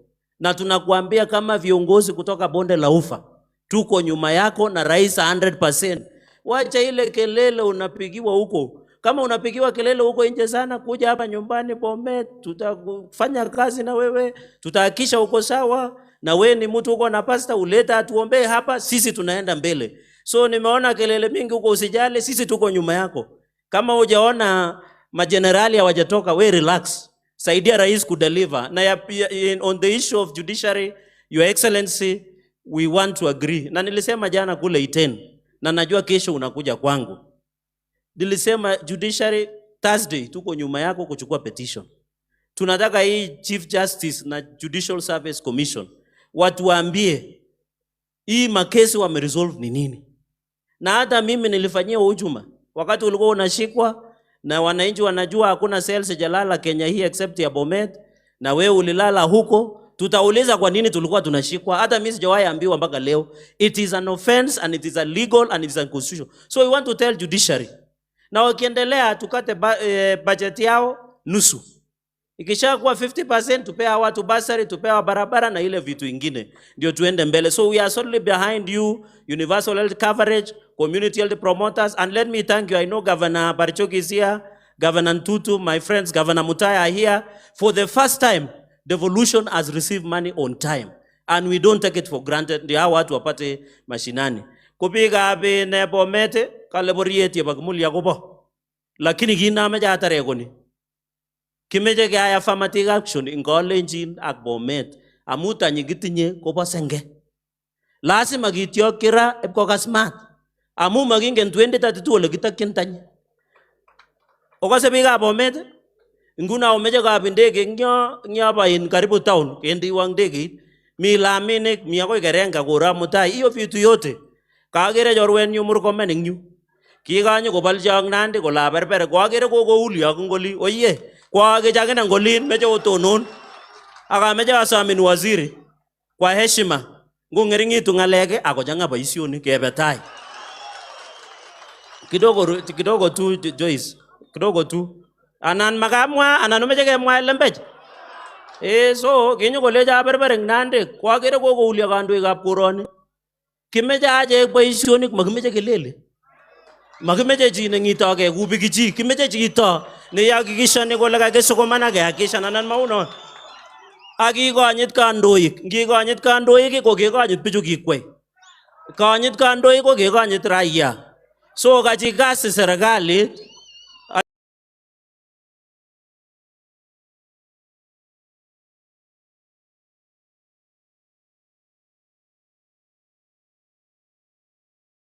achikasi serikali na sisi na naenda baka mwezi wa 4 tupande maragwe. Asanteni sana, Mungu awabariki. Asanteni sana ma senators.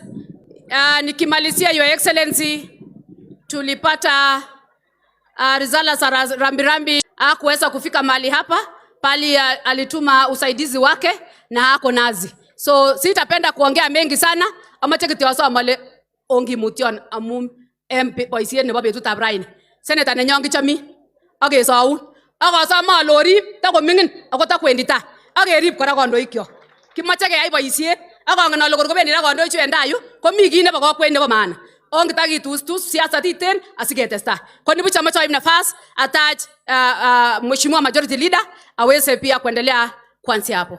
Karibu Mheshimiwa Majority.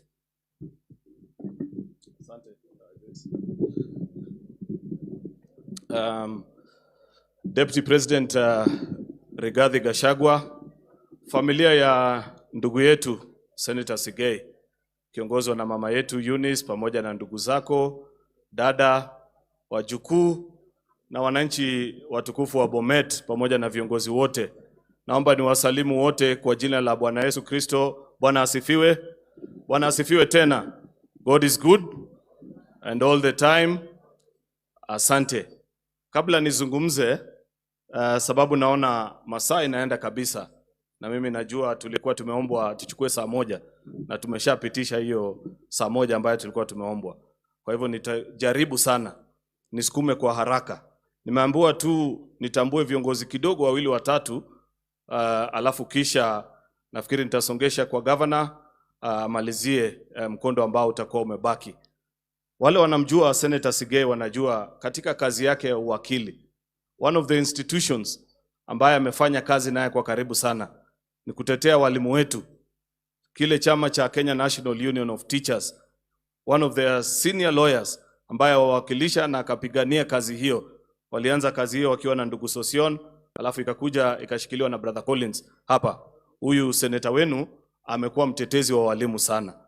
Kwa hivyo kwa niaba ya hao walimu wote wa Kenya mzima ambaye Senator Sigei amewatumikia, nataka nichukue fursa hii nimpatie dakika moja ndugu SG brother Collins Oyu akuje aseme pole zake kwa dakika moja, alafu kisha tuendelee kutoka hapo. Karibu bwana SG, tumpigie makofi anapokuja.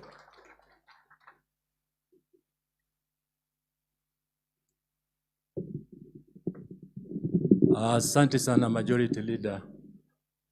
The Deputy President of the Republic of Kenya, Rigiji, Governor ambao wako hapa, maseneta ambao wanafanya kazi pamoja na Senator Sigei, waheshimiwa wote katika county na parliament, na wananchi wote ambao wamekuja hapa, hamjambo.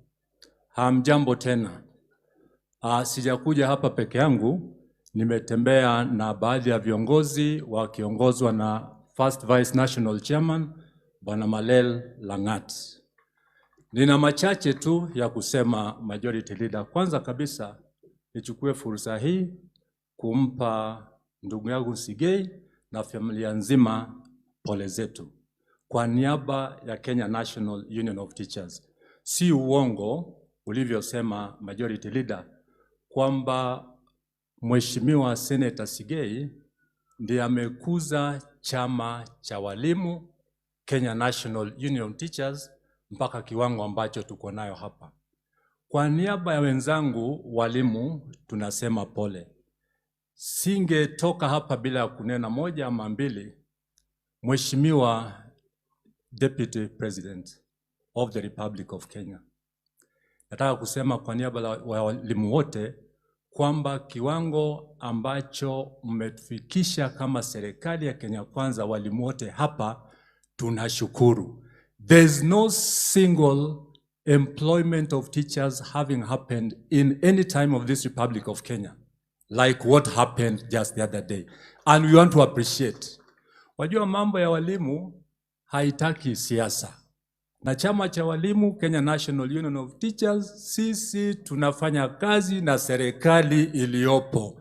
Na serikali ya hapa ni serikali ya Kenya Kwanza. Tutawapa support ya kutosha. In matters education, we have to move with a lot of caution. And that is exactly what is happening. We want to pray for this government as teachers of this republic so that every other child in this country gets the education that the child deserves. Asanteni sana. Pole sana ndugu yangu Bwana Sigei. Asante. Asante. Tuko na PSs wengi ambao wamekuja kumpa pole ndugu yetu Sigei. Na mmoja wa hao PSs yeye anafanya kazi na Senator Sigei katika law firm moja. Kwa hivyo nitampatia ndugu yetu the PS for Foreign Affairs Dr. Sing'oei Korir aje aseme pole zake na watambulishe tu makatibu wenzake ambao wamekuja nao, kisha yeye aseme pole kwa niaba yao wote kwa dakika moja. Karibu Sing'oei, useme pole zako. Karibu.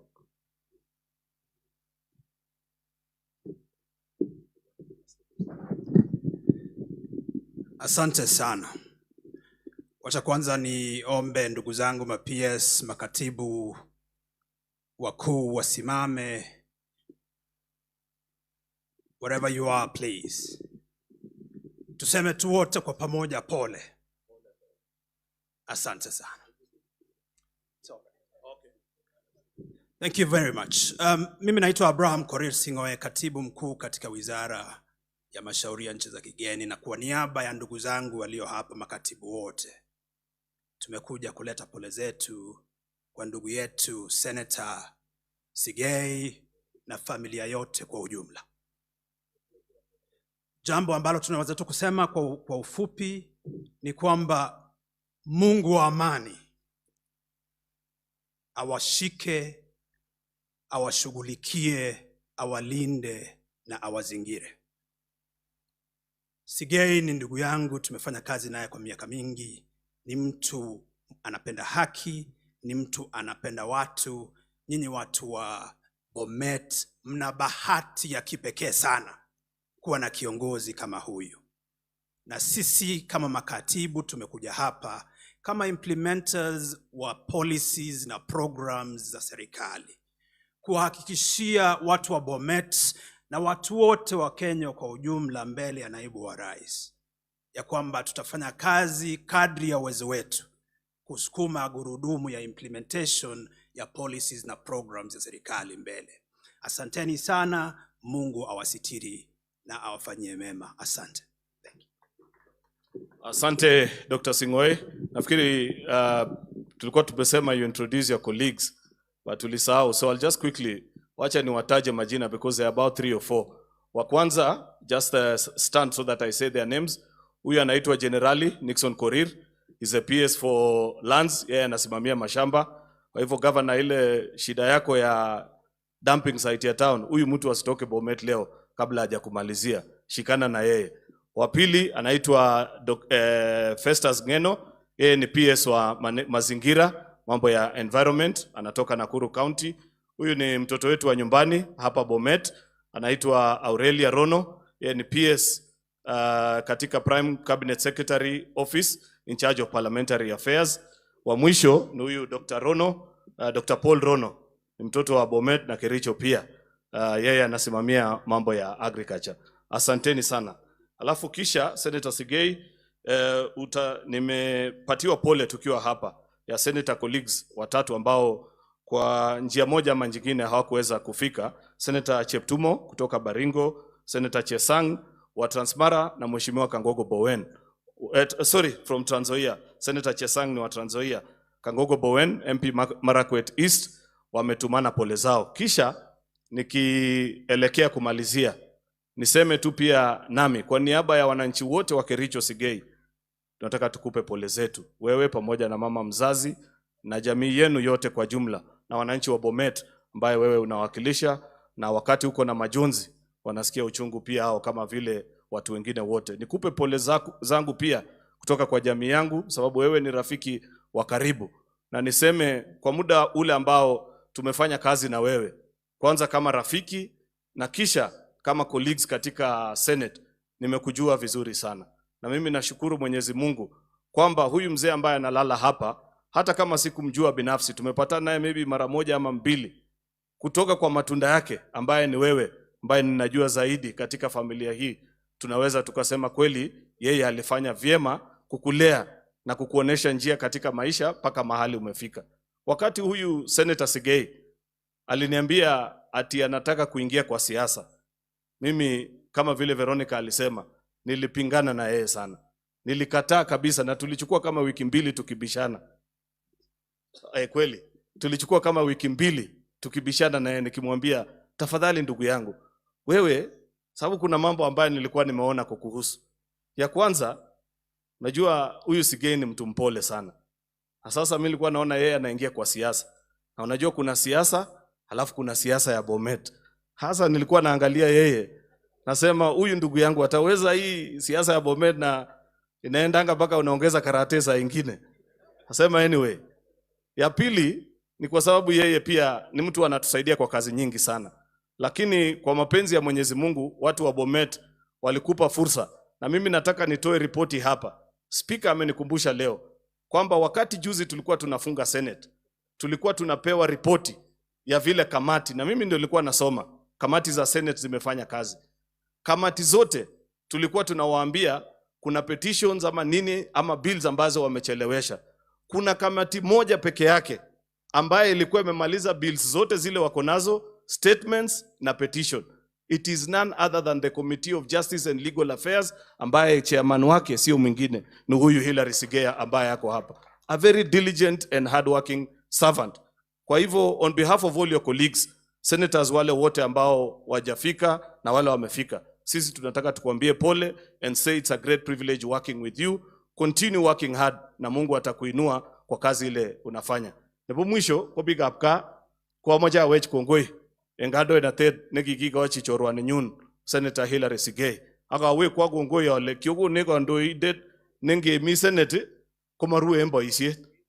Ikilege akoyoe boisiet kule nyolundo. Aka wekini kongoi inendet ndamun bilisiek tugul chebo serikali ak boisionik chekimokchinigei siketoten bandaptai nebo Kenya Kwanza ko supporteni Mheshimiwa Hilary Sigei. Either go speaker anan komiten akot yono kokoito ngalekab support nebo sheria choton. Awe kwa kongoi akayan ngoliot nekamwa kandoik chekakongalal tugul en tai yu kole kandoik ongenamaken keekun kit agenge. Ongenamaken lakini mi ngoliot kityo nomoche ateshi kele matongoek ngalechoton kemwoe kityo yon kakituye en tai yu. Bore kebesie ko chitugul bandanyin akai ketuye kora. Amache yan kakimwa kuni kele moe kenamaken keeku kit agenge. Nebo mwisho omwawech ak okwek line agenge. Pa kolenjech ngomwa mheshimiwa uon kangong'ana ng'o nekolelen ongetekiskei chekikilewen ak chemi office. Kole ngotekis chitugul boisietab age akas orabach ale uon kayan yoto. Pa kongocherargei akine akobunjan boundary noto kotorchigei waziri nekikikochi boisiet orabochi kora ara omieno any en ngalechu. Omoche ketekiskei ngele ketekis oyoni konyokowech kora chito kotorchigei age orabochi. Ongeekun agenge nebo manit akomwowech ole omoche ketokchingei ano. Amoche kityo asome en kaming'etabgei ko ki kandoik tugul chebo gaa ongoam ngalek chetekebolchinotigei en tai yu akemwoe ole melianeni meyai ni. Ongewekyin Jehova kongoi en nabas nekikonech nebo serikali akekerchigei kot akepangan boisionik chemiach kekanapte emet ninyon akaitun betut age. Ongoam kotenjon en ropta nekakonyo en betuni Ibrahim. Na naib nafasi ni attach governor nebo emoni bo Bomet, Professor Hilary Barchok onyokotestai program en yon si kemuch kekesun betuni Ibrahim. Kongoi missing.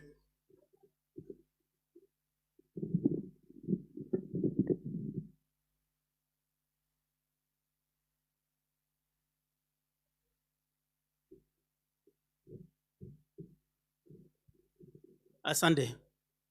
Our Deputy President, Mheshimiwa Rigiji, Mama Mjane, Eunice na watoto wakiongozwa na our Senator, Wakili Hilary Sigei, waheshimiwa wote, wananchi wa Bomet na Kenya kwa jumla, tusalimiane. Bwana asifiwe. Ningependa kuchukua nafasi hii kwanza kushukuru Mungu ambaye amejalia sisi sote tukuje tusimame na familia ya seneta wetu kuomboleza baba wetu ambaye ametuacha. Nasimama hapa kwa niaba yangu, kwa niaba ya familia yangu na watu wote wa Bomet. Niseme pole. Poleni sana seneta na familia yote. Poleni sana sana. Kwa sababu ya mvua, pengine hapo baadaye nitaongeza tu moja, ningependa kuwauliza my colleagues governors from our neighboring counties wakuja hapa mbele watoe tu pole sao na kwa niaba ya area sao. Tunaanzia na Governor Ntutu. Karibu, Your Excellency. Asante sana Governor wetu wa Bomet, Mheshimiwa wetu Deputy President, familia ya Sigei pamoja na Mama Eunice na watoto wako wote na viongozi wote ambao wamehudhuria hii mazishi ya Mzee Philip na wakaaji wa Bomet na Kenya kwa jumla. Bwana Yesu asifiwe. Hamjambo. Yangu yatakuwa machache sana. Kwa niaba ya wakaaji wa kaunti ya Narok, nimekuja kusema pole kwa kupoteza mzee wetu Philip. Senator Sigei, mimi nimemjua yeye tangu zamani. Kuna wakati wakaaji wa Narok walimpelekea kesi ambayo ilikuwa inahusu ardhi na akatusaidia sana. Ndiposa wakati alipopata shida, niliweza kufika hapa juzi Jumamosi, na tulipokaa pamoja wakatuambia vile mzee alikuwa ameanza kukonjeka. Mimi yangu ni kusema tu pole. Nafikiri Mama Eunice, unaona kweli huyu kijana ambayo mumemzaa, ambayo tunamuita yeye senator, yeye ako na marafiki wengi sana. Nafikiri ukiona tu hapa hata wewe mwenyewe unafurahi. Na unajua yale ambayo tulizungumza siku ile Jumamosi nilipofika hapa. So mimi yangu ni kusema tu pole. Ya pili ni kwamba Your Excellency the Deputy President, karibu South Rift. Mimi na hao wanaume wawili ambao unawaona hapa, wa Kericho na wa Bomet na mimi wa Narok, tunashikilia serikali yetu tukufu ya Kenya Kwanza kuhakikisha ya kwamba wananchi tunawafanyia kazi. Na pia kama vile wale wa Bomet wamesema, kwako pale Narok ni nyumbani kwako. Ukiwa unatembea, na najua tulikuwa na wewe wakati mwezi wa 12 na mwezi wa 10, bado tunakuhitaji uwe pamoja na sisi, tuendelee na mambo ya maendeleo. Tusukume hii gurudumu ya maendeleo tukisaidia rais. Jambo la mwisho, na ni vizuri niseme kwa sababu naona leo viongozi wako hapa. Shida ambayo sasa tuko naye ni kati ya viongozi ya Kenya Kwanza. Na Kenya inatuangalia sisi kama Kenya Kwanza. Sasa ukitoka hapo baada ya Deputy President na kwenda chini, unasikia mtu akishika hii microphone ni kama anataka kujiuliza mwingine, kwa nini wewe unafanya hivi, kwa nini unafanya hivi. Mimi nataka kutoa wito kwa nyinyi viongozi. Sisi tumechaguliwa tusaidie rais na makamu wa rais ili tusukume Kenya mbele. Lakini sasa ukishika hii microphone, badala ya kutafuta ofisi ya huyo waziri ama governor ama MP uende umwambie tuko na shida kwa kaunti yako, mnaanza kelele. Mimi nataka kukuambia Mheshimiwa naibu ya rais, unajua tumeweka wewe na kiongozi wetu rais mbele. Ukiona kama ni Ole Ndutu ndiye analeta shida kwa Narok County, mbona usimuite na huyu ambaye wanagombana, umwambie kwa nini nyinyi mnaenda kugombana mbele ya wananchi? Kwa sababu ni mbaya. Hao wananchi ambao unaona hapa wanataka tuwafanyie kazi. Na ile muda ambayo tumepewa ya miaka 5, miaka 1.5 imeenda. Sasa hii ikifika 2027, hao wananchi tutakuja kuambia nini? Kama tunapoteza wakati kugombana na kusema sijui mambo ya mwaka gani, na hii ambayo tumepewa nafasi na Mungu lazima tufanyie kazi. Mimi ni wito wangu tu, kwa sababu nimeona tabia ingine hata opposition wanaenda kutuchekea huko, kusema hawa wanasema nini. Hiyo sio mzuri, ni sisi tushikiane pamoja ili tuende mbele. Kwa haya machache ama mengi, Mungu amweke marehemu pahali pema peponi. Dear Excellency, Deputy President of the Republic of Kenya, and allow me to use all other substitute protocols because of the rains. Familia of my brother Hilary Sigei, na watu wote wa Bomet, pia vile vile nimekuja kutoka Kericho to bring in my condolence on behalf of the great people of Kericho. Hilary Sigei, though we might have not met your father when he was alive, but when we look into you and your character and that of your siblings, we can confirm that he was a great man that educated all of you and made sure that they gave you a life and a very decent life. For that reason, tunasema pole sana, and you want to say God condole with you. Secondly, Your Excellency, I've had many stories here and stories about Bomet. I want to say this because Kericho and Bomet is one county. In this county of Bomet, there are great people. Na ni watu wazuri hawa watu wa Bomet. Tuko na Professor Mibei, anatoka hapa, Bomet. Tuko na Professor Ezra, anatoka wapi? Bomet. In fact, as we are talking now, there are evidences of a lot of work taking place in these counties. We were there the other day, launching with Barchok scholarship of 625 youths to join vocational training centers so that we create plumbers, we create mechanics, and when you'll be bringing in the affordable housing program to Kericho and Bomet, we will have already produced workmanship that will work in our regions. And so despite all that, I want to congratulate the people of Bomet because I know for a fact that tukiendelea kushikana hivi kwa hii region yetu wote wa South Rift, we will move together. Lastly, Your Excellency, I want to confirm and agree with the President on matters judiciary. Hilary Sigei is my personal advocate and is also the lawyer of Kericho County. For the last 1 year as counties, We have suffered setbacks with judiciary. You appoint a CC here, some idler run to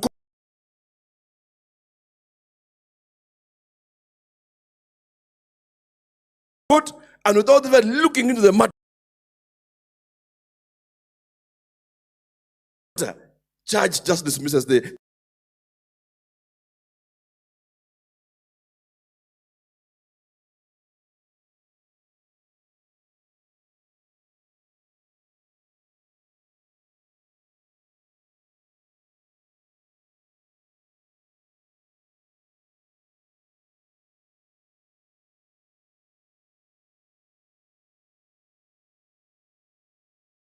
just keeps out interim orders.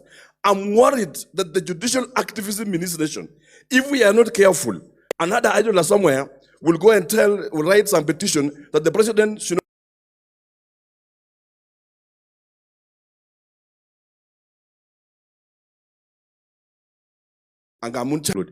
not here who believed in the hustler narrative.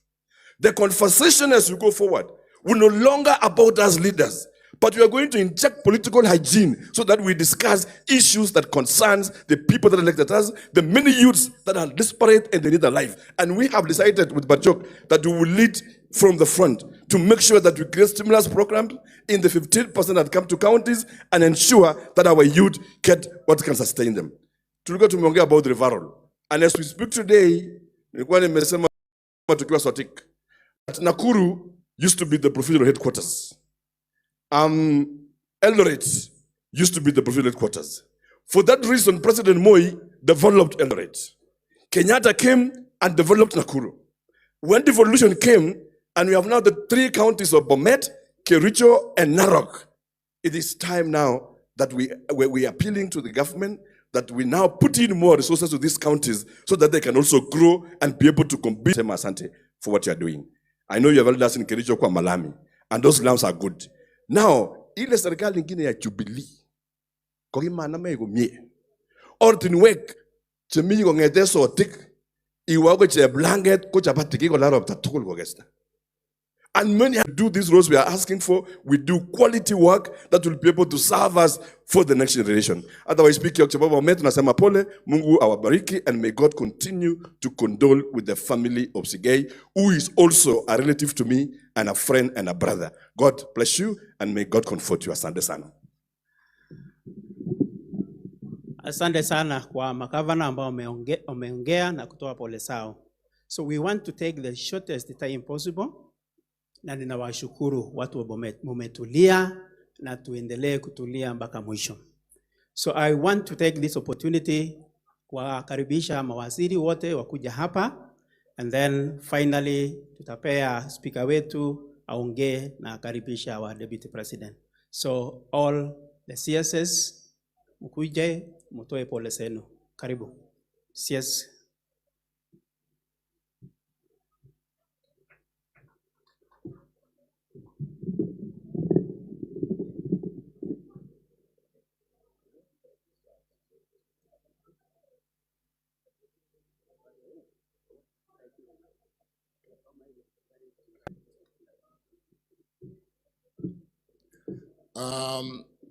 Your Excellency, Deputy President, familia ya Senator Sigei, the people of Bomet, tumefika, nikiwa pia nimefika nyumbani, tupeane pole zetu, nikiwa moja ya watoto wa Bomet. Nataka niwashukuru sana kwa kazi nzuri tumesaidia familia ya Eunice. Nilikuwa hapa juzi Jumamosi, Your Excellency, kufariji familia vile tumesikiza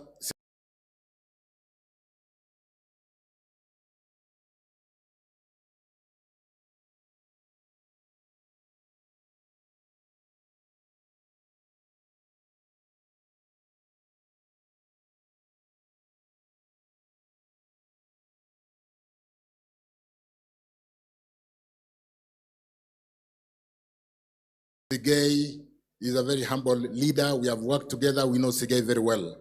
I want to acknowledge the work of the church.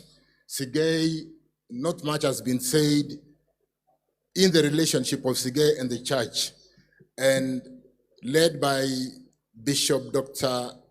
Langat, the head of Africa Gospel Church, we do know the testimony and the support Hilary Sigei gives to the church. So it is not only limited to the party, it is not only limited to the people of Bomet.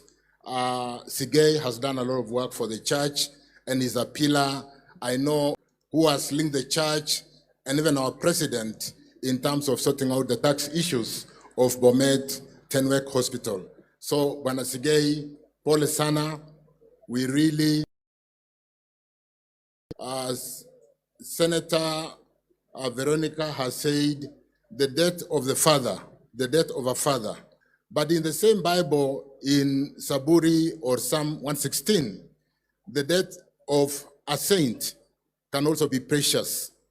So we want to pray that God Almighty will receive the late Philip Langat in his doorstep. Having lost, we'll work together in unison.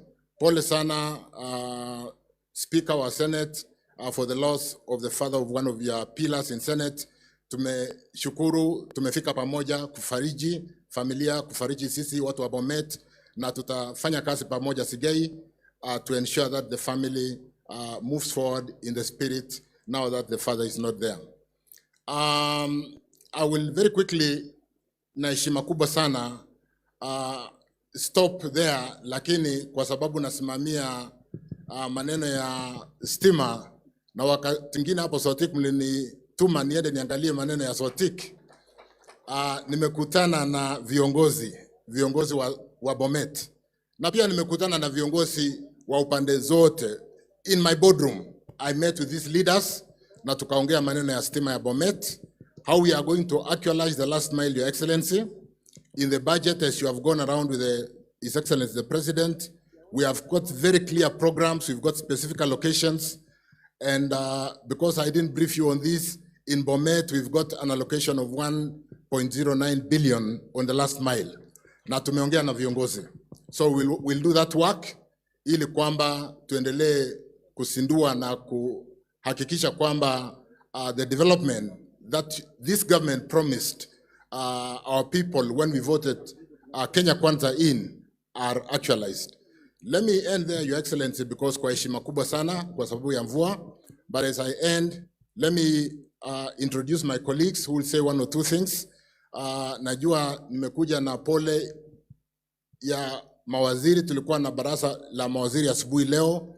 Chelugui alikuwa afika hapa, ametuma pole zake. Nimekuja na Soiban Tuya, waziri. Nataka ukuje useme pole kwa niaba ya mawaziri. I know we are here with our captain, he'll do that better. Florence Bore, kuja sema pole yako, na Murkomen, you can also join us. Asante. Your Excellency, our Deputy President, jamii ya ndugu yetu Senator Wakili Sigei, na mama na familia yote ya mzee Philip, viongozi wote, magavana, wabunge, mawaziri wenzangu na watu wa Bomet. Bwana Yesu asifiwe. Losu noche hizo.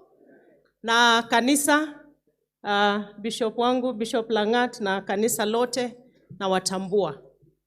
Kwa machache sana, ni kusema pole ndugu yetu Sigei. We are here to show our solidarity with you.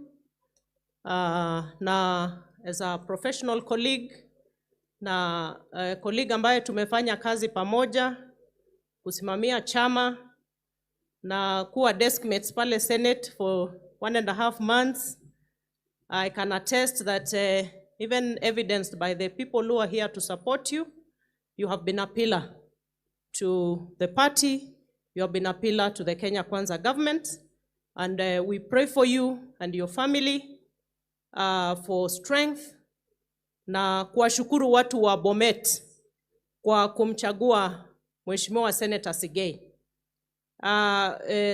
Majority leader amesema tulihofia kwa sababu ya siasa za Bomet, lakini mumemchagua because of the quality of his work.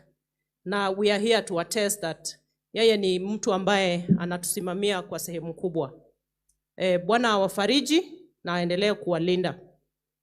Sitanena mengi kwa sababu Mheshimiwa Naibu Rais yuko hapa na atanena kwa niaba yetu. Lakini watu wa Bomet na wa Kenya kwa jumla ni kuwahakikishia ya kwamba Rais wetu William Ruto pamoja na Deputy President Rigathi wameshikilia usukani wa nchi vilivyo. Na vile tulipata nchi hii, ile mikakati na mipangilio ya serikali ambayo yanaendelea ni ya kufufua na kuistawisha uchumi wetu. And Your Excellency, when I listen to the people who make noise, I have not heard anybody giving us an alternative plan. All I have heard is people poking holes on the Kenya Kwanza government plan. If we had an alternative plan, we would listen. But because we have a plan and we are moving forward, tunaomba wananchi wa Kenya waendelee kutuombea na kutushikilia.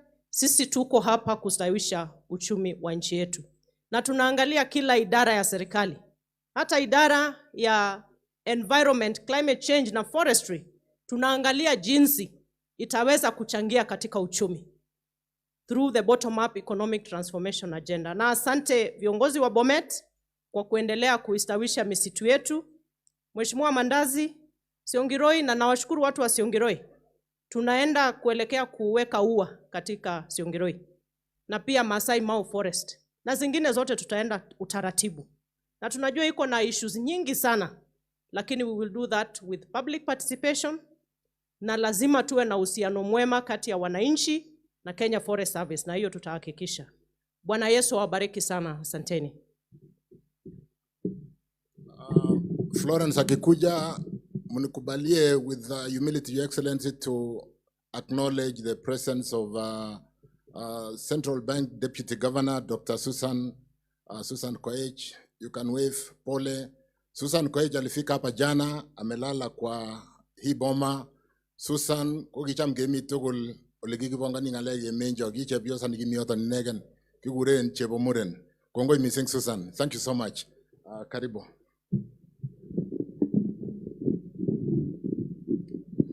Your Excellency, the Deputy President of the Republic of Kenya, familia ya Hillary, nataka kusema pole sana.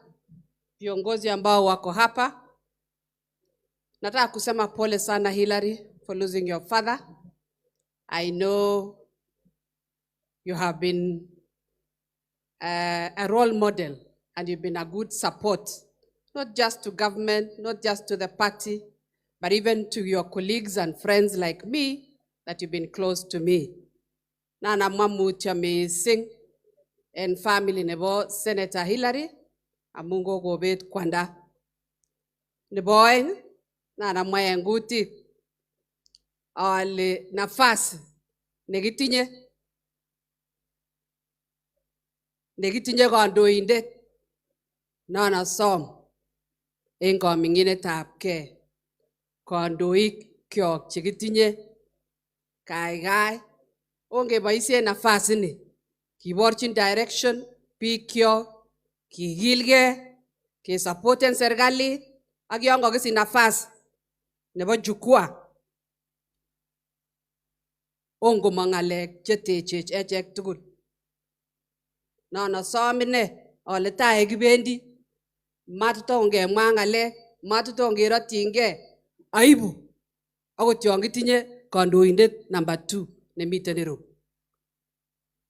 Ak amache asom kandoikab kanisa, matos isigei yan kakimaken mistake ko ki kandoik, oib nafasi omwa, oib nafasi kelenji biik kyok kotulian. Your Excellency, we want to thank you for the opportunity that you gave us with His Excellency the President, the opportunity to serve in this government. Mimi ni ule wa kutafuta kazi kule nje na nimekuwa nikikazana kabisa. Tumeshafanya bilateral labor agreements with 19 countries. Wakati huu tunatafuta nurses 2,500.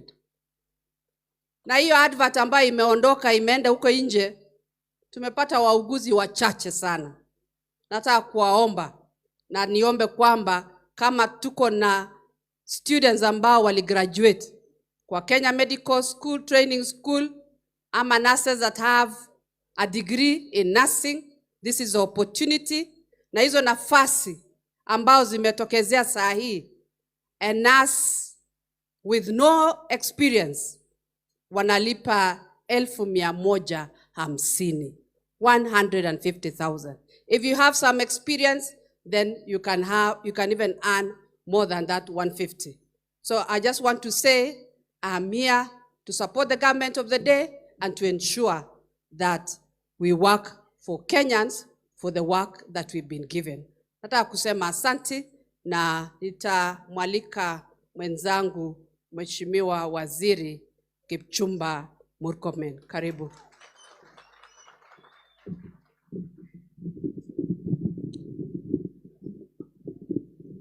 Mheshimiwa Naibu wa Rais, Mheshimiwa Hilary Sigei na familia yako, mama na ndugu zako na dada, Mheshimiwa Speaker wangu, he was my speaker, I think I voted for you. Mawaziri wenzangu, waheshimiwa wenzangu, wananchi wote wa Bomet, Bwana asifiwe. Bwana asifiwe tena. Ongea katika Bomet, amke. Kongoi. Ya kwanza, Your Excellency, najua tumekuja wengi hapa kufariji rafiki yangu na ndugu yangu Hilary Sigei. Hilary Sigei sio rafiki tu, ni ndugu. Ni ndugu yangu na ile uchungu anasikia, nasikia. Kwa sababu wengine wengi wetu hapa pengine tumejuana kisiasa, lakini nimejuana na Sigei kama marafiki. Tulikuwa marafiki na Sigei kutoka 2001, Your Excellency. Akiwa first year, mimi niko second year kwa University of Nairobi Law School. Na wakati huo alifika tu hiyo klasi ya Sigei, niko na heshima sana. Kina Sifuna, Sigei na hiyo timu yake. Sifuna pia senator alikuwa kwa hiyo class. Walifika kama tunaomba kura. Na mimi nilikuwa nimesimama nichakuliwe kama mwenyekiti ya mawakili wote. Ilikuwa Law Students Society. Mimi sasa nikikampaign, Sigei ndio alikuwa ananiendea chini chini. Ni mtu anajua kuunganisha waya chini chini. Hiyo class walifanya nikachakuliwa nikuwe chairman ya KLSS for the first time, a second year in the history of University of Nairobi. Kwa sababu huyu Sigei nikajua, huyu mtu ni mtu ya style. Na hata siku hiyo nikiomba kura kama ingekuwa ni ukabila singepata, because tulikuwa Kalenjin students 12 hivi. Wale wengine wote walikuwa Kenya mzima. Lakini because of his ability, he's a nationalist, he has friends, tukajuana kutoka hapo. Huyu Sigei, Your Excellency, tulipomaliza shule, tulianza biashara pamoja. Mimi kwanza nilianza na Mheshimiwa Korir Sing'oei. Alianza kwanza, alafu tukakutana pamoja. Tukaanza law firm inaitwa Sing'oei and Murkomen. Alafu sasa 2012 hapo, rais akanichukua, akaniweka kwa chama, nikaingia huko, nikatafuta Sing'oei, nikamwambia kuja pia. Akakuja kuwa yeye ndio anaandika manifesto, mimi napambana na kazi nyingine ambayo Sigei alikuja kufanya baadaye. Sisi wote mimi nikachakuliwa, huyo Sing'oei akakuwa advisor ya rais, ya naibu wa rais. Ilipofanyika hivyo, tukajiuliza hii biashara tutaendeleza iende namna gani? Na tutafute mtu mwenye ako na uwezo na ni mwaminifu na ni mtu ambaye ana focus. Nikaenda kutafuta Sigei, alikuwa kwa law firm ya Letangule. Nikatafuta yule rafiki yangu ya zamani, kamwambia kuja. Kufika tukabadilisha jina ya law firm ikakuwa SMS Advocates, Sing'oei, Murkomen and Sigei. Tukaendelea kutoka hapo, tukawaachia Sigei aendeshe hiyo law firm, Your Excellency, and he did a fantastic job. If you want a very good, mtu anafanya kazi mzuri, unatafuta kwanza mtu mwaminifu. Kuna watu technically qualified kwa mambo mingi, lakini uaminifu ni kitu ngumu. Sigei is a very honest man, a very committed, honest person. na yeye akaendelea kutoka hapo. Tulipoendelea na siasa, sasa ile shida tulipata kwa Jubilee, kwanza nilimweka kwa Jubilee Disciplinary Committee. Hata siku moja alikuwa anasimamia kesi ya Sigei. Akaleta shida, akasema I cannot rule against Sigei because he has not done anything wrong. Karibu tukue kwa shida na naibu wa rais kuya akagonga mesa akatuambia huyu awachilie kiti. We have come all the way. Huyu ametusaidia sana. Mnajua ile shida tulipitia wakati rais yetu wa zamani Uhuru alipoenda kando. The lawyer who really helped us is Sigei. Sigei was running around for everybody. Alikuwa lawyer ya Aisha, the late Dory, Sylvia PS, akakuwa lawyer yangu na Susan Kiika, akakuwa lawyer ya PS Koech. Sisi wote wakati tulikuwa tunasungushwa, Sigei was the guy who went to court for us. And there is no time. Kuna mtu amesema hapa, I think ni Aaron. There is no time ungepigia, no ni Veronica. Hakuna siku ungepigia Sigei hata kama ni usiku asitokezee kutetea hii serikali. The reason why we have this government, Your Excellency, is for quiet people like Sigei, ambao walikuwa wanafanya kazi behind the scenes to help us to succeed against all odds. Now I want to tell my friend, you have been a very good friend. You have lost your father. It is like my father. Your pain is like my pain. And my family feels what you feel. And you know we are one. We are one family. Huyu Sigei ni rafiki yangu wa dhati. Sana. Sana sana. Hata nikikuja hii Bomet, tulikataa kukuja kufanya campaign last term because watu hawangeamini kwamba tusipokuja during nomination hatutafavor Sigei. So tukamwambia Sigei, pambana tu na Christopher na Soshon, tutakuombea kwa huko na tukipata kitu tutapitisha chini, lakini hatutakanyaga Bomet. Na tulikuwa tunajiuliza, na hii mtu mpole sana, ataweza fanya mpaka akuwe senator. But he did so well. And I want to say kwa watu wa Bomet, mlipata kiongozi shupavu, mtu mpenda Mungu, mpenda watu na mtu mpenda kazi. Vile wanasema kazi ilipata mtu, ni Sigei alipata kazi ambayo ilifaa. Na kitu nyingine about Sigei, wakati tukikampaign, tulikuwa na kina Barchok, kupanga namna hiyo. Sigei tulikuja kukundua ni mtu wa kuunganisha watu. He worked so hard to make sure that everybody sits together. Na mimi nakushukuru sana kwa wakati wote umekuwa ukituunganisha pamoja, viongozi wakae pamoja. I want to tell you that we are going to stand by you and to support you. Your Excellency, mheshimiwa huyu Sigei tumeenda na yeye mpaka China juzi. Wakati rais alinituma, akaniambia niende nitetee projects za barabara na pia Boston Dam. Tulikuwa na Sigei huko China. Akasema wacha hata mimi nione ndio nisikie hii mambo ya Boston Dam. So he's been working very hard and I think we wish you well, ma'am. Pole sana. Your sisters and brothers who are in the US, they are my friends Cornelius and Malek, all of you, thank you very much. You've been very good friends. You are a one family. Uzuri moja, mnakaa pamoja. Even this challenge ya kutokuwa na mzee, umoja wenu ndio tafanya nyinyi mkae pamoja, msukume muende mbele na mfanye mambo yetu iende mbele. Mimi nataka tu niwahakikishie kwamba mimi ni Mkristo, mimi ni mwalimu, nilikuwa mwalimu ya Sunday school, mimi ni kijana ya Reverend, mimi najua nini inasema kwa mazishi na nini inasema kwa rally. Unajua nimepita hapo. Unajua na mimi nataka kuwa encourage na ile wimbo yenye iko tienwog chegilo asune Jehova. Kala ye kigasi kondi tap Jesu yetun gonya kokeny. Ako itsait ne mai kesuke. Ketutosi engipsengwet akichek chekikondo. Ye kikure kainaik kemi tukul. Ye kikure kainaik cho. Ye kikure kainaik cho. Ye kikure kainaik cho. Ye kikure kainaik kemi tukul. Unajua sisi wanasiasa, tukifika mazishi kama hii, badala ya kufikiria sana kuhusu our lives na what will happen to us, what will God say about us. Ngoja kidogo madam, usijali. Huyu ni ndugu yangu ako hapa kidogo.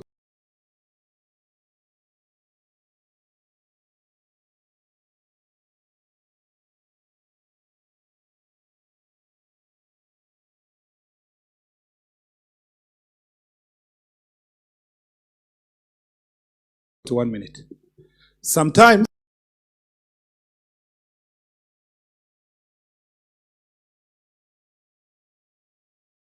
nilienda mazishi ingine juzi na mwingine akaongelelea familia, Your Excellency, 3 minutes. 2 minutes actually, kufika hata 2 minutes, akasema nini pole hehe. Alafu akasema Murkomen dakika 10. So mtu mwenye anasoma anaona kwa online anafikiria Murkomen alifanyika nini? Kwa sababu anaona ni mazishi lakini agenda ni Murkomen. Na hiyo nimezoea, si mbaya. Unajua mimi sasa nimekuwa mzee kidogo, uliniambia. Hii watu wengine wapige kelele kidogo, si mbaya watu wakipiga kelele, hiyo ni sawa. Lakini kwa sababu sasa nilisoma Biblia inasema kinga talakwa kwa jibala kwandit. Lakini amuga yetu kabagaktane la kwandit. So hiyo inasema, Your Excellency, when I was a child I did the things of children. But now I'm a grown up. I must behave like a grown up. So ukiona mimi na relax namna hii, nimekuwa mtu sasa hapo mbele. Mimi nataka niseme to Your Excellency, because I know hii projects yenye nafanya, Davis 1 minute. Hii projects yenye nasema nafanya hapa na tunafanya kwa Kenya mzima, si ya Murkomen, ni yako na rais. Mimi ni mtu yako ya mkono.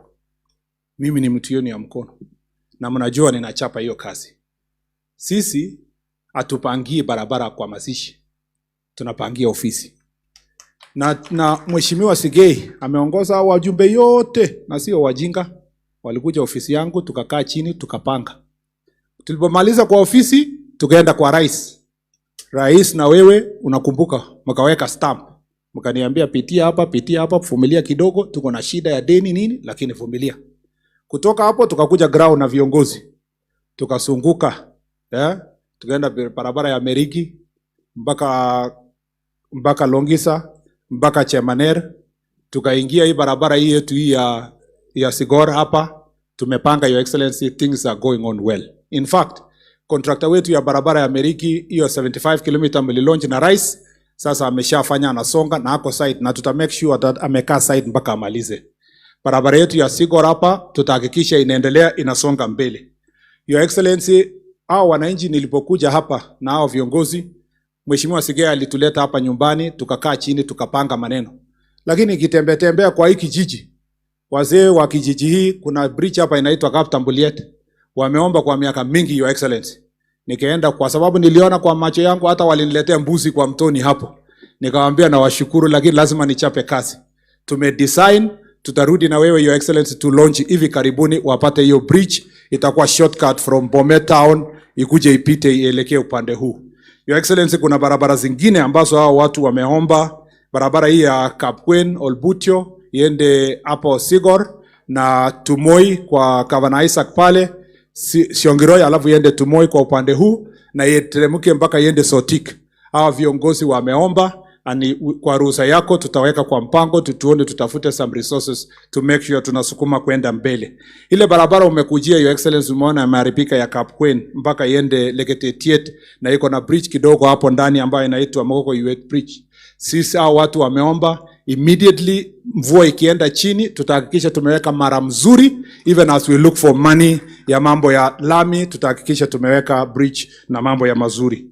Your Excellency, maintenance ya barabara yetu ya Chebole mpaka Chebunyo tumetangaza tayari, it is ready, na wewe viongozi hao wanajua, tumetangaza hiyo. Also when the rains go down, the contractor will be able to come to site. Tunafanya kazi yetu kwa mpango, tutahakikisha hii kazi inasonga mbele, au wananchi wanapata maendeleo. Nimeongea na hao viongozi pia wakati tulikuwa hapa, waliomba ile airstrip ya Bomet itengenezwe ikuwe kubwa. Lakini pia niliwaambia watafute shamba kama tutaweza kufanya kuwa kubwa.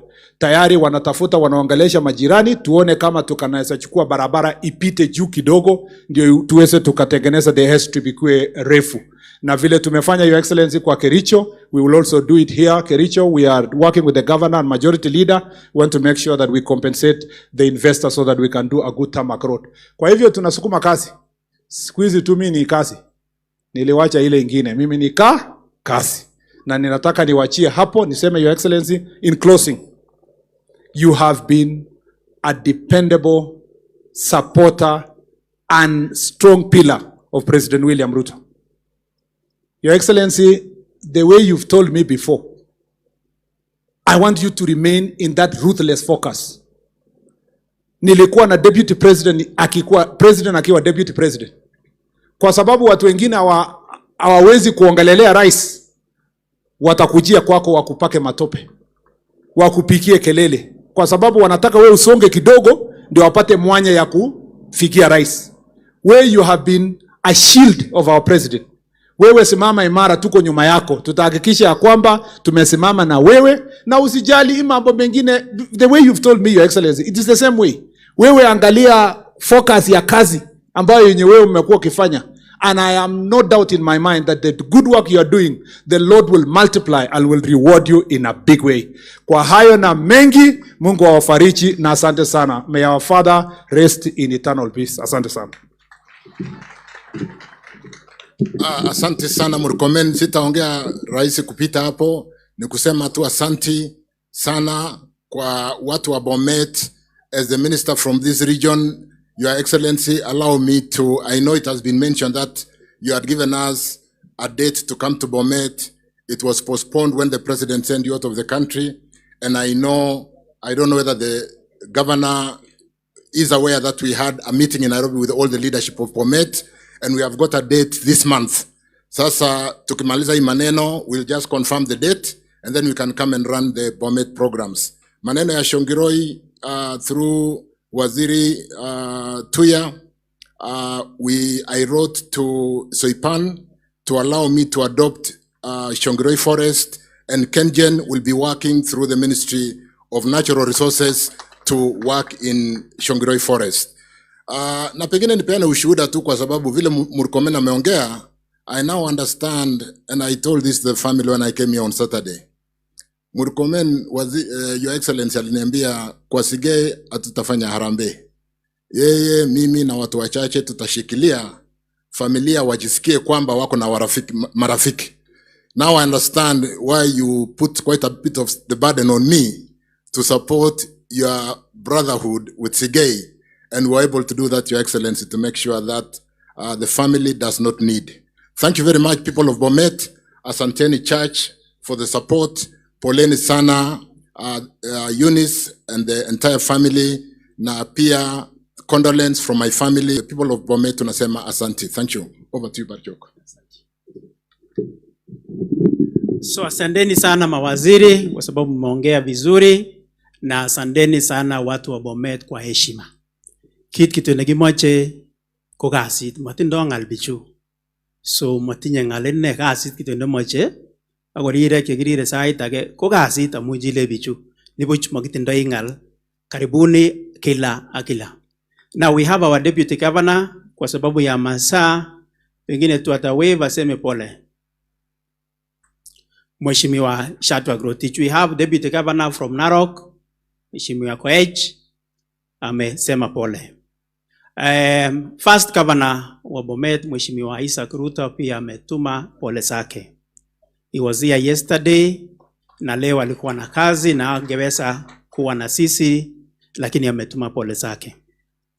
Ya mwisho, Your Excellency, I know just before uite hao viongozi wa Bomet kuongea na hawa, nilikuwa nimekuja kwa ofisi yako na tukaongea na tukasikizana ya kwamba the second week, it was supposed to be starting this 15th, utatutembelea Bomet kuangalia mambo ya maendeleo ile tumeweza kufanya kama county na national government. Lakini kwa sababu ya hii shida tumepata, pengine tutapangia tena tuone ni tarehe gani utakuja huku kututembelea, wasalimie watu wa Bomet na uone mambo ya maendeleo. Ya mwisho, Your Excellency, that's like my brother has indicated, mambo ya hospitali, especially the major referral hospital imekuwa shida hapa kwetu South Rift. We are almost completing our mother and child hospital. Na Longisa Referral Hospital is one among the 10 cancer centers that we have in this country. And in the next 1 year, Your Excellency, we want to have a fully fledged oncology department. At the moment, tunafanya mambo ya chemotherapy, 300 cases sessions every month. So we want to strengthen, na tulikuwa tumeongea na national government through your office, and the office of the president has pledged to support us. Na tunashukuru, Your Excellency. So very soon tutawaita tufungulie hospitali yetu, an expansion of the oncology unit, because cancer cases South Rift imekuwa mingi. Otherwise, asanteni sana watu wa Bomet na viongozi wote, tushikane mikono na tuheshimiane so that kazi iende kwenda mbele. Otherwise, hatuna shida na kila mmoja wetu. Mawaziri, you are always welcome, but mtuambie mkikuja. Otherwise, thank you so much. God bless. I want to welcome our speaker, akuje anene aseme pole zake na akaribishe our deputy president. Karibu.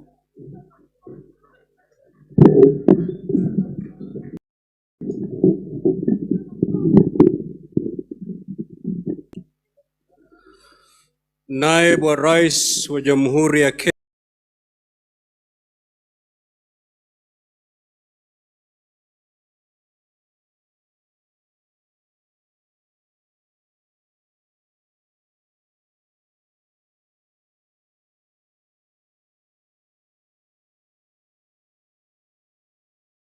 Kenya, Mheshimiwa Rigathi Gachagua, familia ya mwenda zake mzee wetu Philip ikiongozwa na mama Eunice na kakangu wakili Sigei,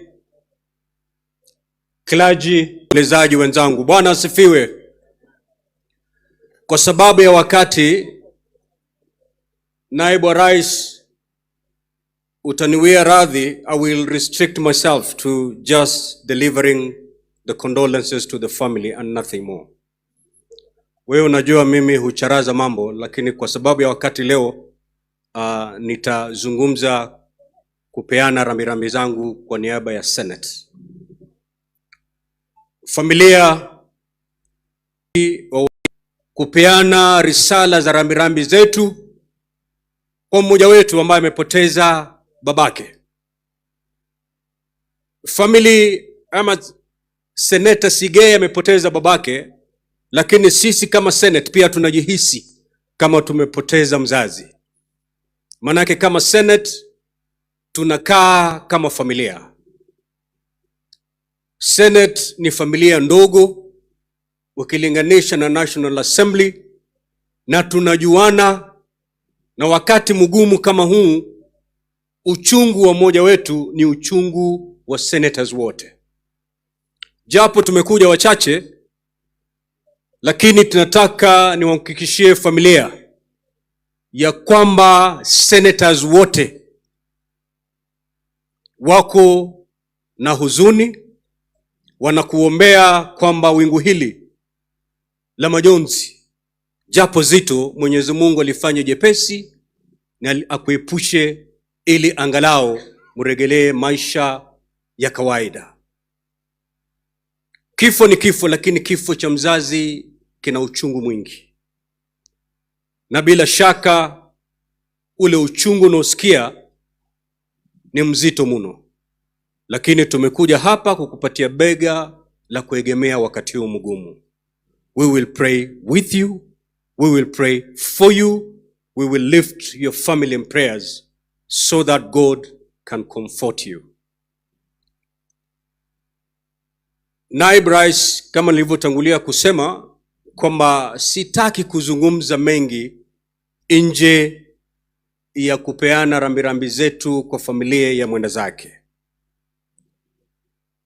Ila tu kukwambia hivi kwamba as the Senate, unlike some other government institutions, the Senate is a responsible Senate. It is a responsible government institution. The government is alive. The Senate of the Republic of Kenya is alive to the fact that our youth want employment. The Senate of the Republic of Kenya is alive to the fact that men of our Kenyans are dying because of diseases and they cannot access medical care. The Senate of the Republic of Kenya is fully aware of all that. And that's why, unlike other irresponsible government institutions, the Senate will not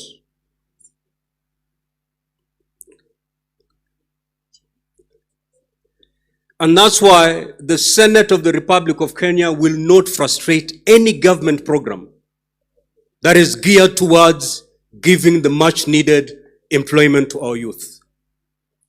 And that's why the Senate of the Republic of Kenya, in record time, when the majority leader came to my office carrying 4 pieces of bills,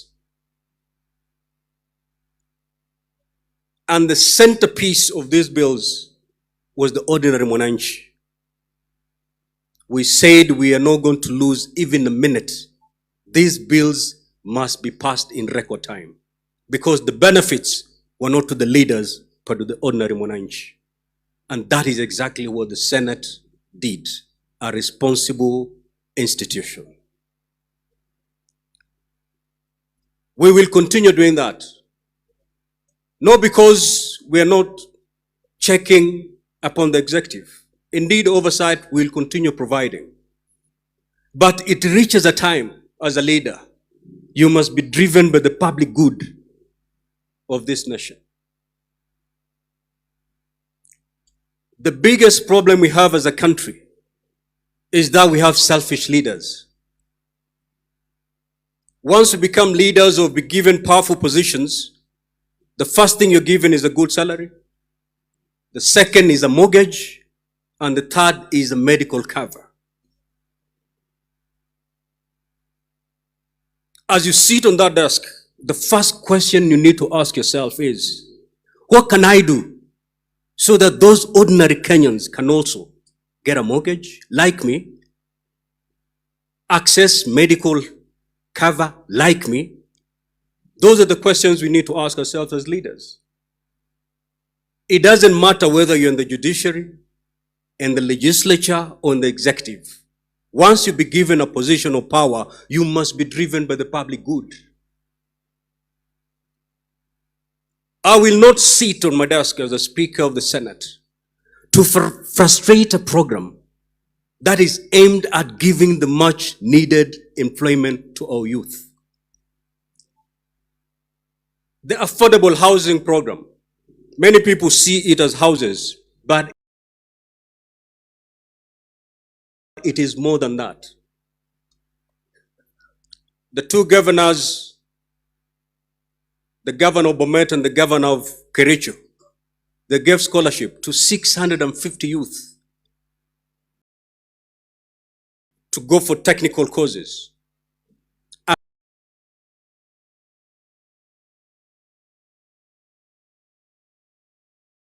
After that, where do we absorb them?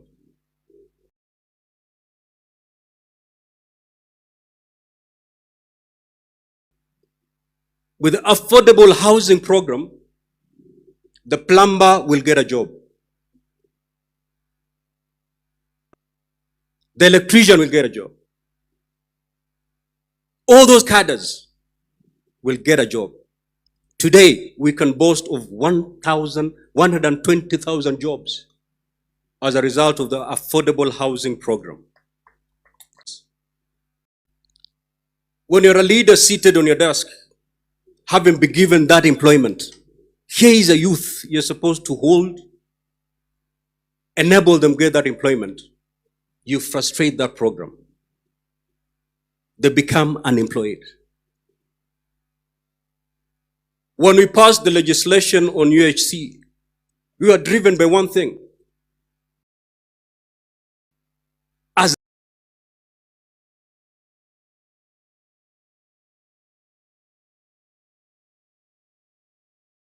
leaders, we are tired of haramia. Hakuna Jumamosi, Jumapili itapita pasipo mheshimiwa kupata simu aende kuchanga kwa sababu mtu apelekwe hospitali, kwa sababu familia haiwezi kumiliki ile deni ya kupeleka mgonjwa hospitali. But you see, the leader kikohoa tu, anaingia Nairobi hospital. But the ordinary Kenyan, yule Mkenya wa kawaida, ambaye ana cancer, ana ugonjwa ambao ni auze ng'ombe. That is the Kenyan who is today being frustrated. Because of what is happening to the UHC program, today, the only person who can afford medical care are your leaders. The rest of you, you cannot. So as leaders, wherever we sit, either judges, MPs, or in the executive, we must be driven by the public good. If any other interest overrides the public good, then you're not worthy sitting in that office.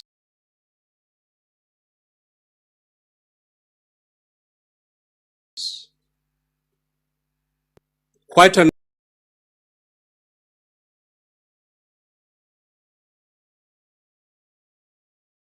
number of our leaders here have spoken about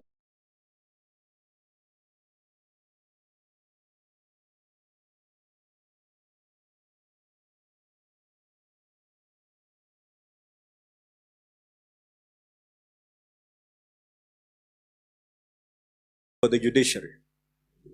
In that judiciary, we have very brilliant people. People who mean well for this country. Lakini kama Waswahili wanavyosema, samaki mmoja akioza, that which is not working. Because I know in that judiciary, we have people who mind Kenyans. Those are the ones who are supposed to drive the judiciary. With these few remarks, allow me to call my brother, Senator Hilary Sigei. Thank you very much, Right Honorable Speaker Amazon Kingi. Your Excellency, the Deputy President of the Republic of Kenya, Excellency Governors who are present, my colleagues, Senators, CSS who've come to condole with us today, Honorable Members of Parliament, Members of County Assembly, the clergy, na wanakijiji kwetu. Nataka kuomba niwasalimie. Bwana Yesu asifiwe. Bwana Yesu asifiwe tena. Your Excellency, the Deputy President, my colleagues have talked here. My friends have also talked.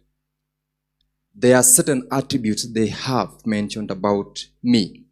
And allow me, sir, to say the attributes that they have talked of do not belong to me. They belong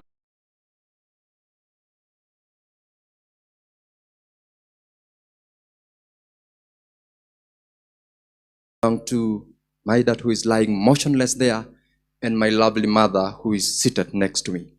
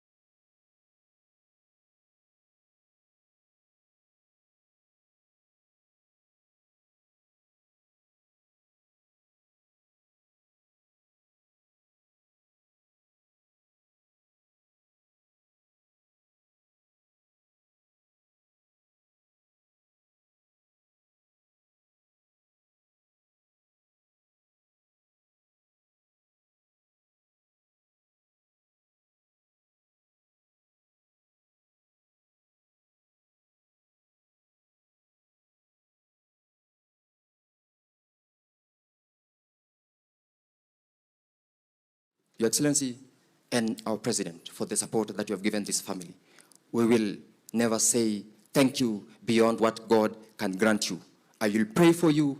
We will pray for you as a government, as a family, so that we deliver to the people of Kenya the promises we made when we went out looking for votes in 2022. Kwa hayo mengi, nataka kuwashukuru. Amachawe kwa gongoi, chitukul, na kwa bwana sinyon garir jen tukulembe tunibaraini. Amachawe ki gongoi kanisa, entononet, na kwa kutonona geche, agnesire, awe kwa tukul gongoi, en sautik, ak panganutik tukul chakoroban, yonotaretech, asigi mungkin pamango, en oret nekararan.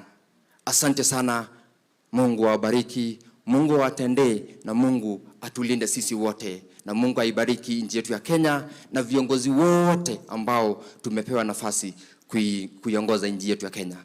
Thank you very much, Right Honorable Speaker. May God bless you all, and thank you once again. Thank you so much, Senator Hilary Sigei. For the 1 year and few months that I've worked with Senator Hilary, I can attest to you that yes, Senator Hilary is soft, but he's extremely firm in his leadership. He serves on the Speaker's panel, and sometimes senators think because he's a soft-spoken guy, they can bully him. But those who've tried that, they found themselves in the senator's lounge, not in the chamber. He's that firm. So Bomet, you have a leader in that man. Waswahili wanasema usidharau wembamba wa reli, mizigo yote inapitia juu yake. That is Sigei. Sione ni mwembamba ukadharau, amebeba mengi. At this juncture, fellow Kenyans, mourners, allow me to request His Excellency, the Deputy President, to come and give the family his words of comfort. Karibu, karibu.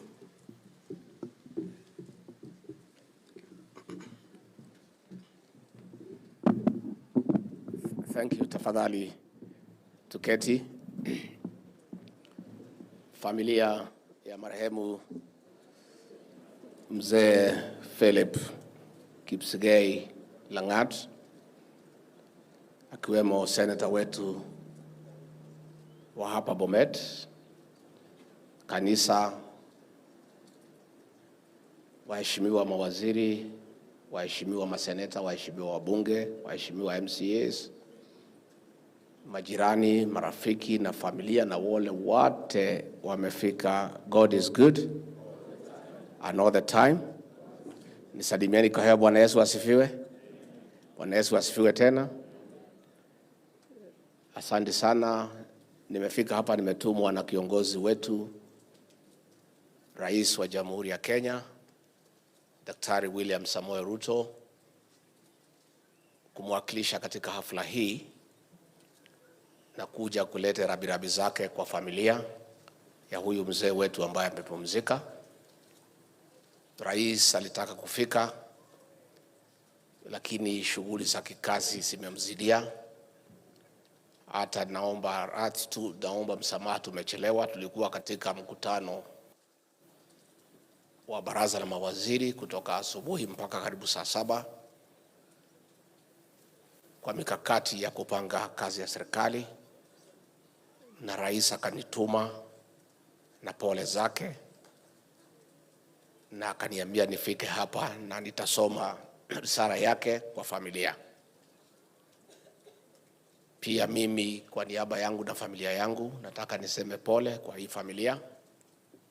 Tumesoma historia huyu mzee na tumevutiwa sana na vile alisomesha watoto wake, ile kazi amefanya kwa KCC kama mfanyabiashara, kama Mkristo wa mstari ya mbele,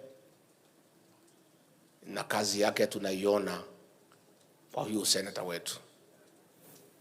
Kwa hivyo familia nataka niseme pole. Tunaombea nyinyi Mwenyezi Mungu amfariji, ampatie nguvu ya kukubali. Sio kitu rahisi kuachwa na mzee mwenye boma, lakini Mwenyezi Mungu atakuwa nanyi. Na nataka nishukuru wale wote ambaye walipata nafasi ya kufika hapa kusaidiana na familia hii. Pia tuseme asante kwa kanisa kwa kazi nzuri ya kuwaombea na kuendesha zile programu ambazo zimekuwa zikiendelea. Kwa hivyo, Senator and your family, please take heart. The President has sent his most sincere condolences. For God to grant you fortitude and give you peace and strength to bear the loss. Tunaomba watoto wa huyu mzee washikilie hili boma, ndio wadumishe heshima ya huyu mzee, na sana sana kumchunga mama na kukaa karibu na yeye na kupata nafasi ya kumtembelea kila wakati. Juu ya hayo niseme, kwa sababu nimefika hapa, watu wa Bomet, nyinyi ni watu wetu. You are our people. Na rais na mimi tuko na shukrani mingi sana kwa vile mlituombea, alafu mkatupatia kura 100% tukapata nafasi ya uongozi. Ningetaka nichukue nafasi hii niseme asante. Hasa mimi nataka niseme asante kwa watu ya Bomet. Mnajua mimi nilikuwa kwa kona mbaya sana. Nilikuwa nimesukumwa zaidi. Kura yenu ndio iliniokoa. Wale jamaa walikuwa wamepanga kunifunga jela. Mwaka 50 nikufia huko. Nyinyi mkaniokoa, nataka niseme asante. Na watu ya Bomet, rais na mimi hapana wajinga. We are not fools. Sisi ni watu tumechanuka. Mnafikiria mnaweza kutupatia hizo kura zote, mtupatie nafasi ya uongozi, alafu sisi tucheze na mambo yenu? Hatuwezi cheza na mambo yenu. Vile tunafanya ni kunyamaza. Sababu tukiongea sana hii watu ya TV wanatufuata kila pahali, wanatuanika. Mambo yenu tumepanga, na tumepanga vizuri. Tumepanga vizuri. Hatutaki kuanika sana. Unajua hii Kenya vile nakaa saa hii, keki ni kidogo na inatakana na kila mtu. Sasa ukitangaza ile kipande naenda pande hii, pande ile imekosekana, kelele naanza. Kwanza mimi, unajua mimi msimamo yangu, si mnajua yangu msimamo. Si mnajua? Si mnajua msimamo yangu, keki kikatwa wale wanatakiwa kupata kwanza. Sasa siku hizi nimenyamaza, mimi nakata tu, nimenyamaza. Sababu wananipigia makelele. Hao viongozi walikuja, tuliketi kwa kirefu, governor, MP, senator, tumekubaliana. Na mimi nitakuja hapa siku 3, nikukaa hapa. Nitalala hapa, nitakula hapa, nitatembea hapa. Unless kukosekana chakula ndio nirudi kwa mama Gachagua. Lakini kama iko chakula, iko maziwa, mimi nitakaa area hii for 3 days. Na tunakuja kupanga mambo yetu mchana na ile mingi usiku. Ile mingi tutapanga usiku. So tutakuwa na mikutano na watu ya kanisa, viongozi usiku, asubuhi tupange maneno yenu. Nimalizane naye, nirudi kwa mkubwa, tuketi tukubaliane. And watu ya Bomet, the time for the transformation of this county is now. Ni wakati hii. Sababu serikali iko ni yenu. Rais ni wenu, deputy ni wenu, viongozi ni wenu. Wenye kukula keki wako. Wenye kukata keki ni watu wenu. What is the problem? Kuna shida? Mbona tu msichemuke sana, tuende pole pole. Na mimi nataka kuambia nyinyi, siasa yenu mimi naipenda sana. Watu nasema siasa ya Bomet ni kali. Inatakiwa ikuwe kali. Nyinyi na mimi ni kitu kimoja. Damu yangu na nyinyi inachemuka haraka. Na inakuanga mzuri. Because mkikosa kuuliza inaweza kosekana. Lakini sasa zile tumepata, sasa tutulie. Tutulie, mimi nitakuja na hao mawaziri tutapanga. Na mimi naomba tafadhali, nyumba yetu ya Kenya Kwanza tuache kuanikana mbele ya magazeti na ma-TV na mambo ambayo haitakikani. Juzi mlikuwa hapo Sotiki mnapigia waziri wa stima kelele na ni mtoto wenu hapa. Sasa stima endi yako pale, ni mtoto ya nyumbani. Si ati hajui ni nini anafanya, lakini akienda kutangaza si atapigwa. Sasa wacha tukuje na yeye hapa tupange, iko 1 billion, tutembee tukubaliane hapo, stima hapo pole. Huyu Kipchumba Murkomen mtoto wenu ndio anasimamia mambo ya barabara. Takuja na yeye hapa tupange. And all these things tutapanga pole. Na mjue nyinyi ni watu wetu. So you should not have a worry ya kwamba kuna kitu inaweza haribika. Na mimi nataka kuomba nyinyi watu ya hapa Rift Valley na wale watu ya kule kwetu Mlima Kenya, tuache kupigania makelele mbele ya raia. Wabunge wanapigia mawaziri kelele, mawaziri napigia wabunge. We are one government. Sisi ni watoto wa mzee moja anaitwa William Samoei Ruto. We are one family and a one father. Let us be measured in our relationship, because we are serving the same people and one president. Hao mawaziri wameteuliwa na William Ruto. Mkiwapigia kelele ati wamefail, ni rais mnapigia kelele kwa sababu ndiye amewateua. When you say they are useless, they are incompetent, you are actually challenging the appointing authority. Let us be careful.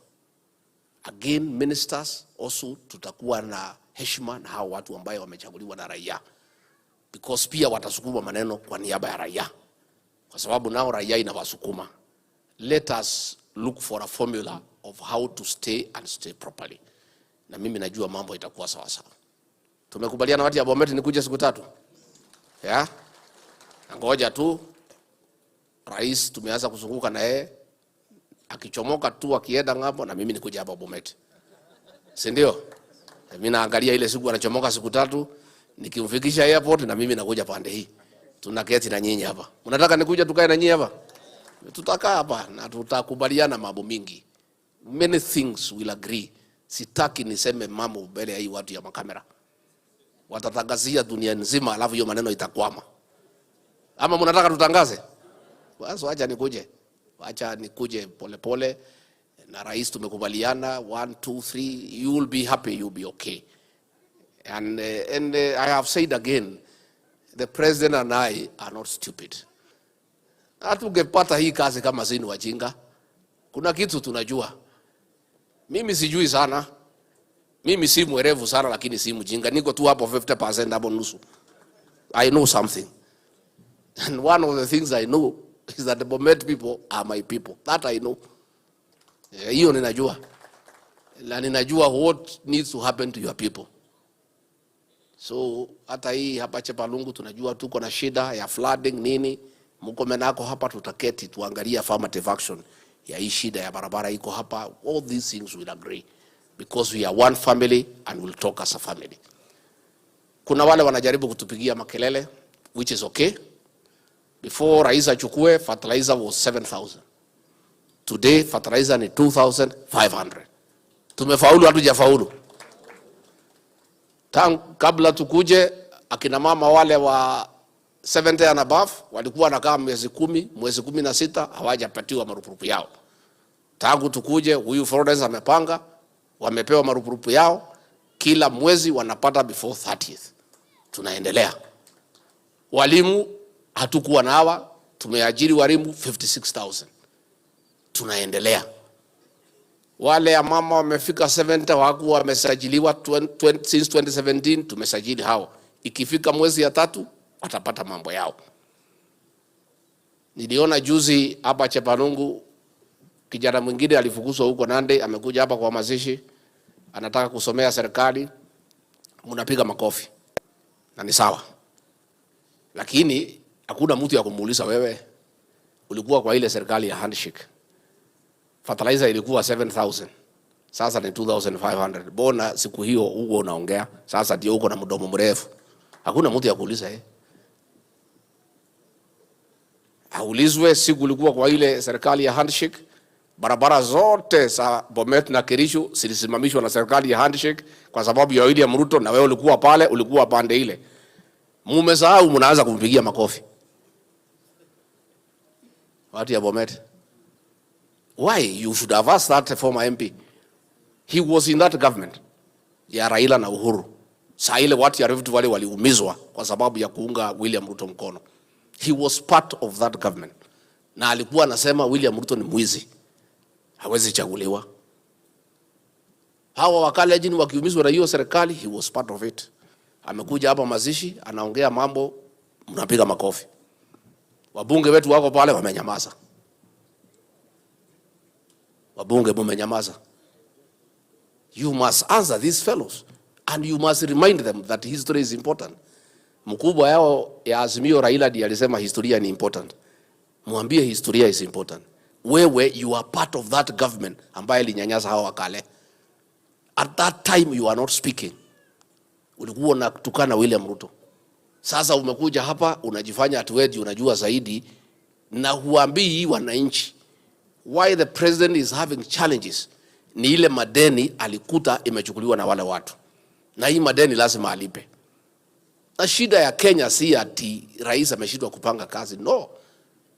Amekuta madeni ya 9.8 trillion. Katika shilingi 10 ile president anaokota, shilingi 7 ni ya kulipa madeni. Shilingi 3 ni ya kulipa mishahara na barabara na maji.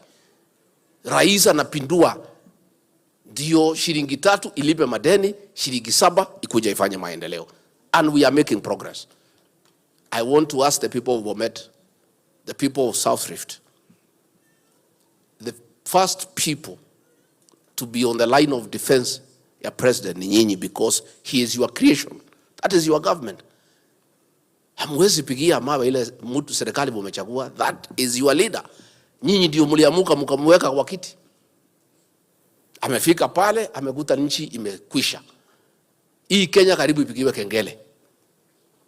Sasa amelipa madeni, tumerudi kwa laini. Mambo imeanza kuenda vizuri. Bolea ndio hiyo 2,500. Tumepata mvua, mazao iko sawa.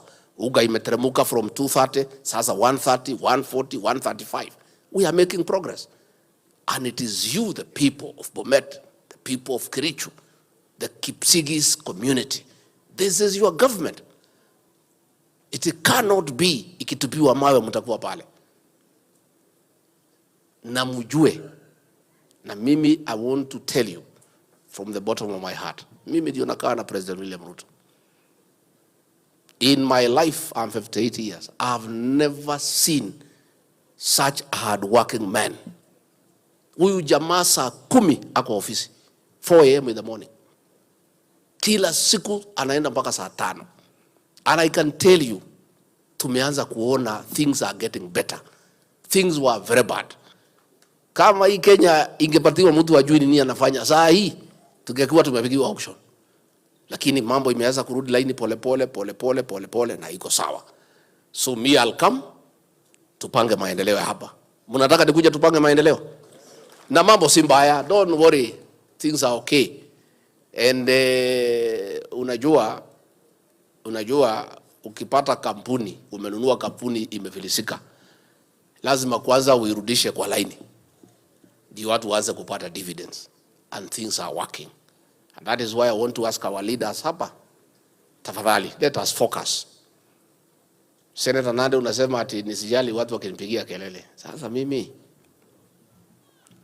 kelele inaweza kufanya mimi ni lose focus kweli?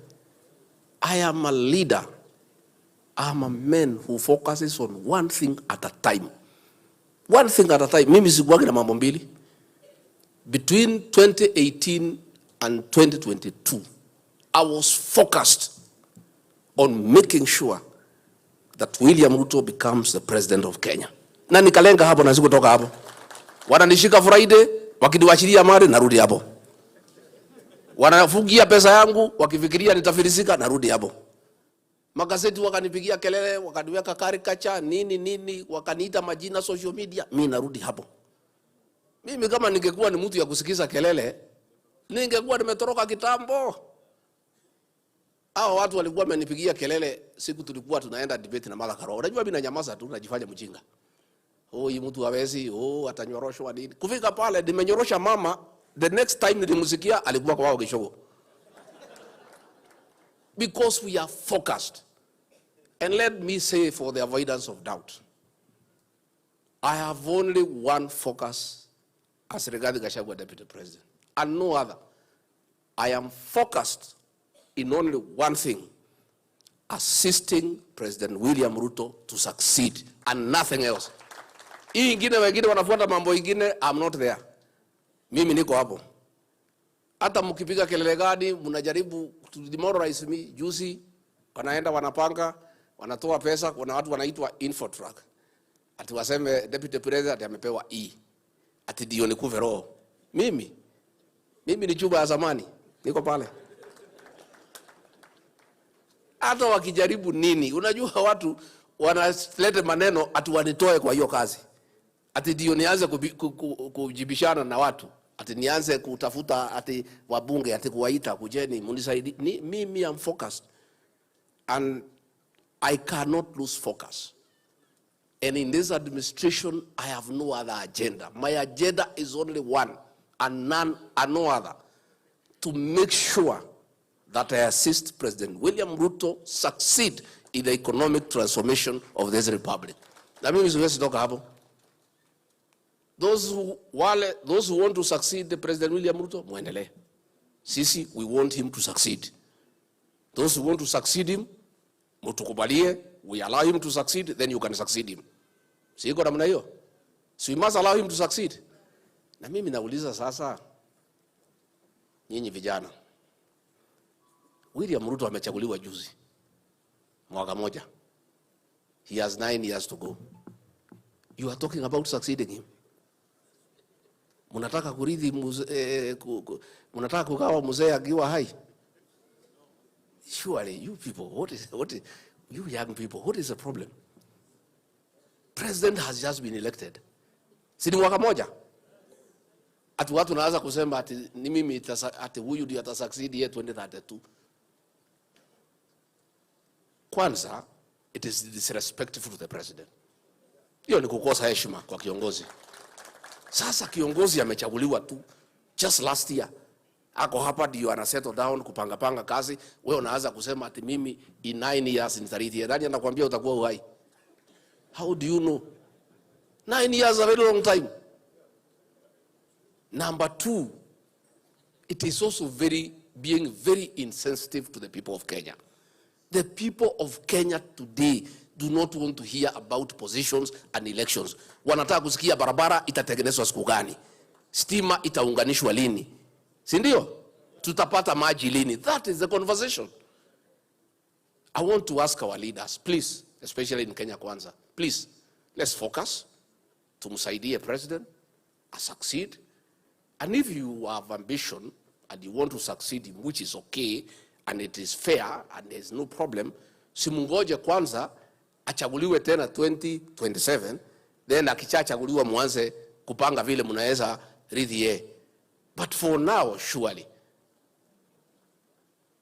it's being very rude to the people of Kenya. It's being very insensitive to the people of Kenya to talk about succession.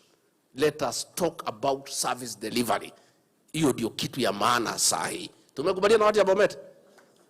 Ama nyinyi mnataka watu waongee mambo ya 2032? That is a topic that is should never be anywhere in any discussion. Let us focus, tumsaidie rais afaulu. Mambo ya huko mbele, wale mnataka kupanga muende mpange huko. But for now, mawaziri na mimi, MPs, let us all focus on assisting the president to succeed, because he must succeed in the transformation of our economy and the transformation of the people of Kenya. Kwa hivyo nyinyi watu ya magazeti, nyinyi muendelee kuandika. Nimeambiwa juu, nafikiri wiki hii editors wenu wamesanywa pahali ati mupange the way you can create a debate to distract us from service delivery. You are wasting your time. Sisi tumelenga pale na hakuna mtu anaweza kutoa hapo. Sisi tutakaa hapo na tunajua what we are doing, and we are not just doing it because it's the right thing. Yes, it's the right thing, but it's also a constitutional duty for me. Niliapa pale Kasarani kumsaidia rais afanye kazi yake. So sisi tutakaa hapo na hiyo ndio kazi ambaye itatusaidia. Kwa hivyo mimi ningetaka niseme watu ya Bomet, asanteni sana. Hao mawaziri wetu, they are good people. Tutaketi chini. Hii maneno ya stima, huyu Davis mlikuwa mnampigia kelele pale Sotik. It's a very hard working cabinet minister. Na amepanga mambo mzuri. So please, siku ingine hapana, let us not go that route.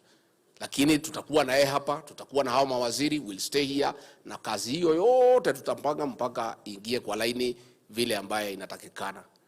Brighton amesema I think kuna maduka imechomeka. Ni wapi huko? Ni wapi? Pale. So nikutafutie kitu upeleke huko.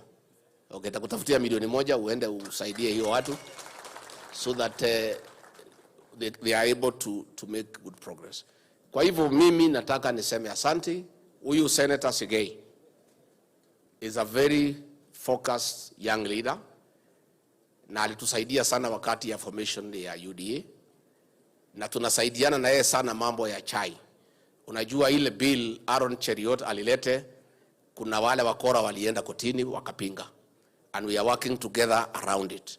And you know, the people of Bomet, the tea reforms we have started, at least mumehoja kitu kidogo, at least bonus imeanza kuimprove, na bado tunaendelea kukasana. Mambo ya maziwa, huyu mzee amelala hapa alikuwa KCC, mnajua hapo beleni saa ile serikali haikuwa inashughulika, wakati ya mvua kukiwa na glut, maziwa ilikuwa inateremka mpaka 20 shillings 25.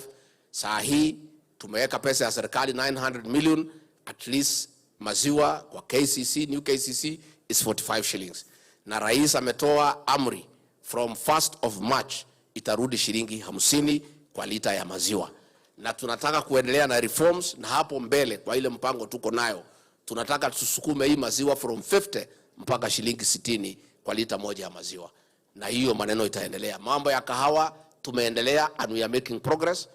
As we speak now, the auction inaendelea vizuri, bei imeanza kuwa sawa sawa. Tumetoa 4 billion shillings ya kupeana cherry advance at 80 shillings. Those reforms have started yielding fruits. Na kwa hivyo as we proceed on, mtaanza kuona mambo ikiendelea kuwa mzuri, na hapo mbele mambo itakuwa sawa. Kwa hivyo watu ya Bomet tumekuja kusema pole. Let me read the condolence message of the president so that we can allow the church to go and rest this great man.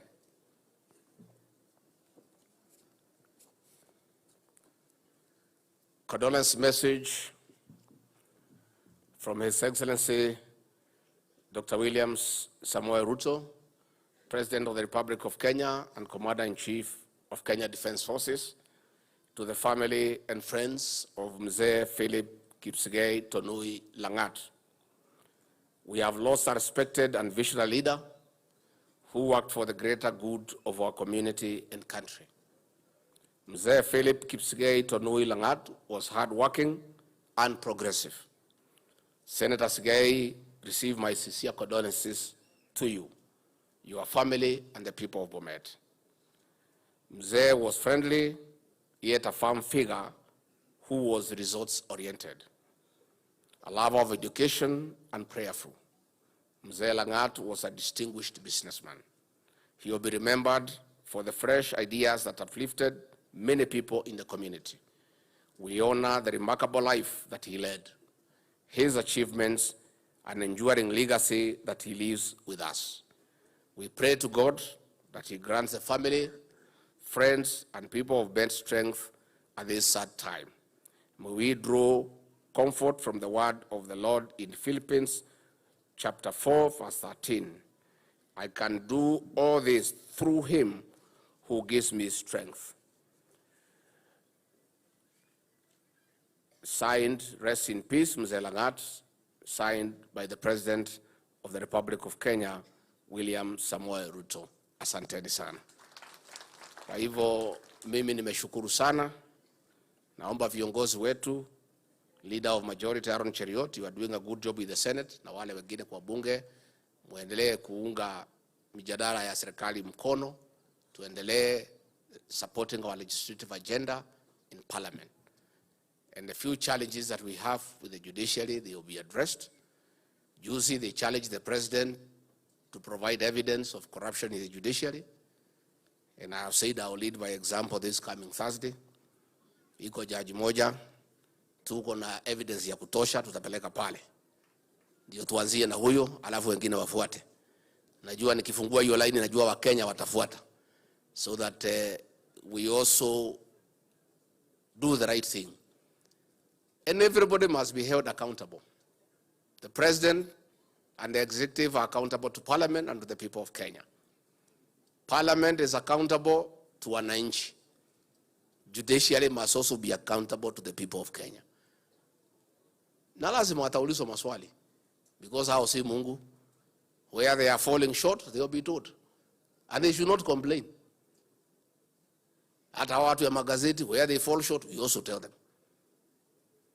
Sisi tukikosea, mtuambie. Na hatulalamiki mkitukosoa. Hata hawa, when they do the wrong things, we'll also tell them. That is a new Kenya. It's a country of accountability. Everybody must be accountable. Hakuna mtu atakaa peke yake kusema ati yeye anajua kila kitu. Hata hawa tutawakosoa. And they must be prepared and they must acclimatize to being held accountable by the people of Kenya through the representatives of the people. Hawa viongozi wamechaguliwa na watauliza maswali. Na kwa hivyo mahakama pia mkifanya ile Wakenya wanaona si sawa, mtaambiwa ndio mrekebishe. Na msilalamike mkiulizwa, mrekebishe. Hata sisi mkituuliza hatulalamiki, pahali tumekosea tutarekebisha. Pahali hatujakosea tutaeleza, na hiyo itakuwa ni njia nzuri ya kukaa. Kwa hivyo asanteni sana. May God bless you and bless you abundantly. Asante sana.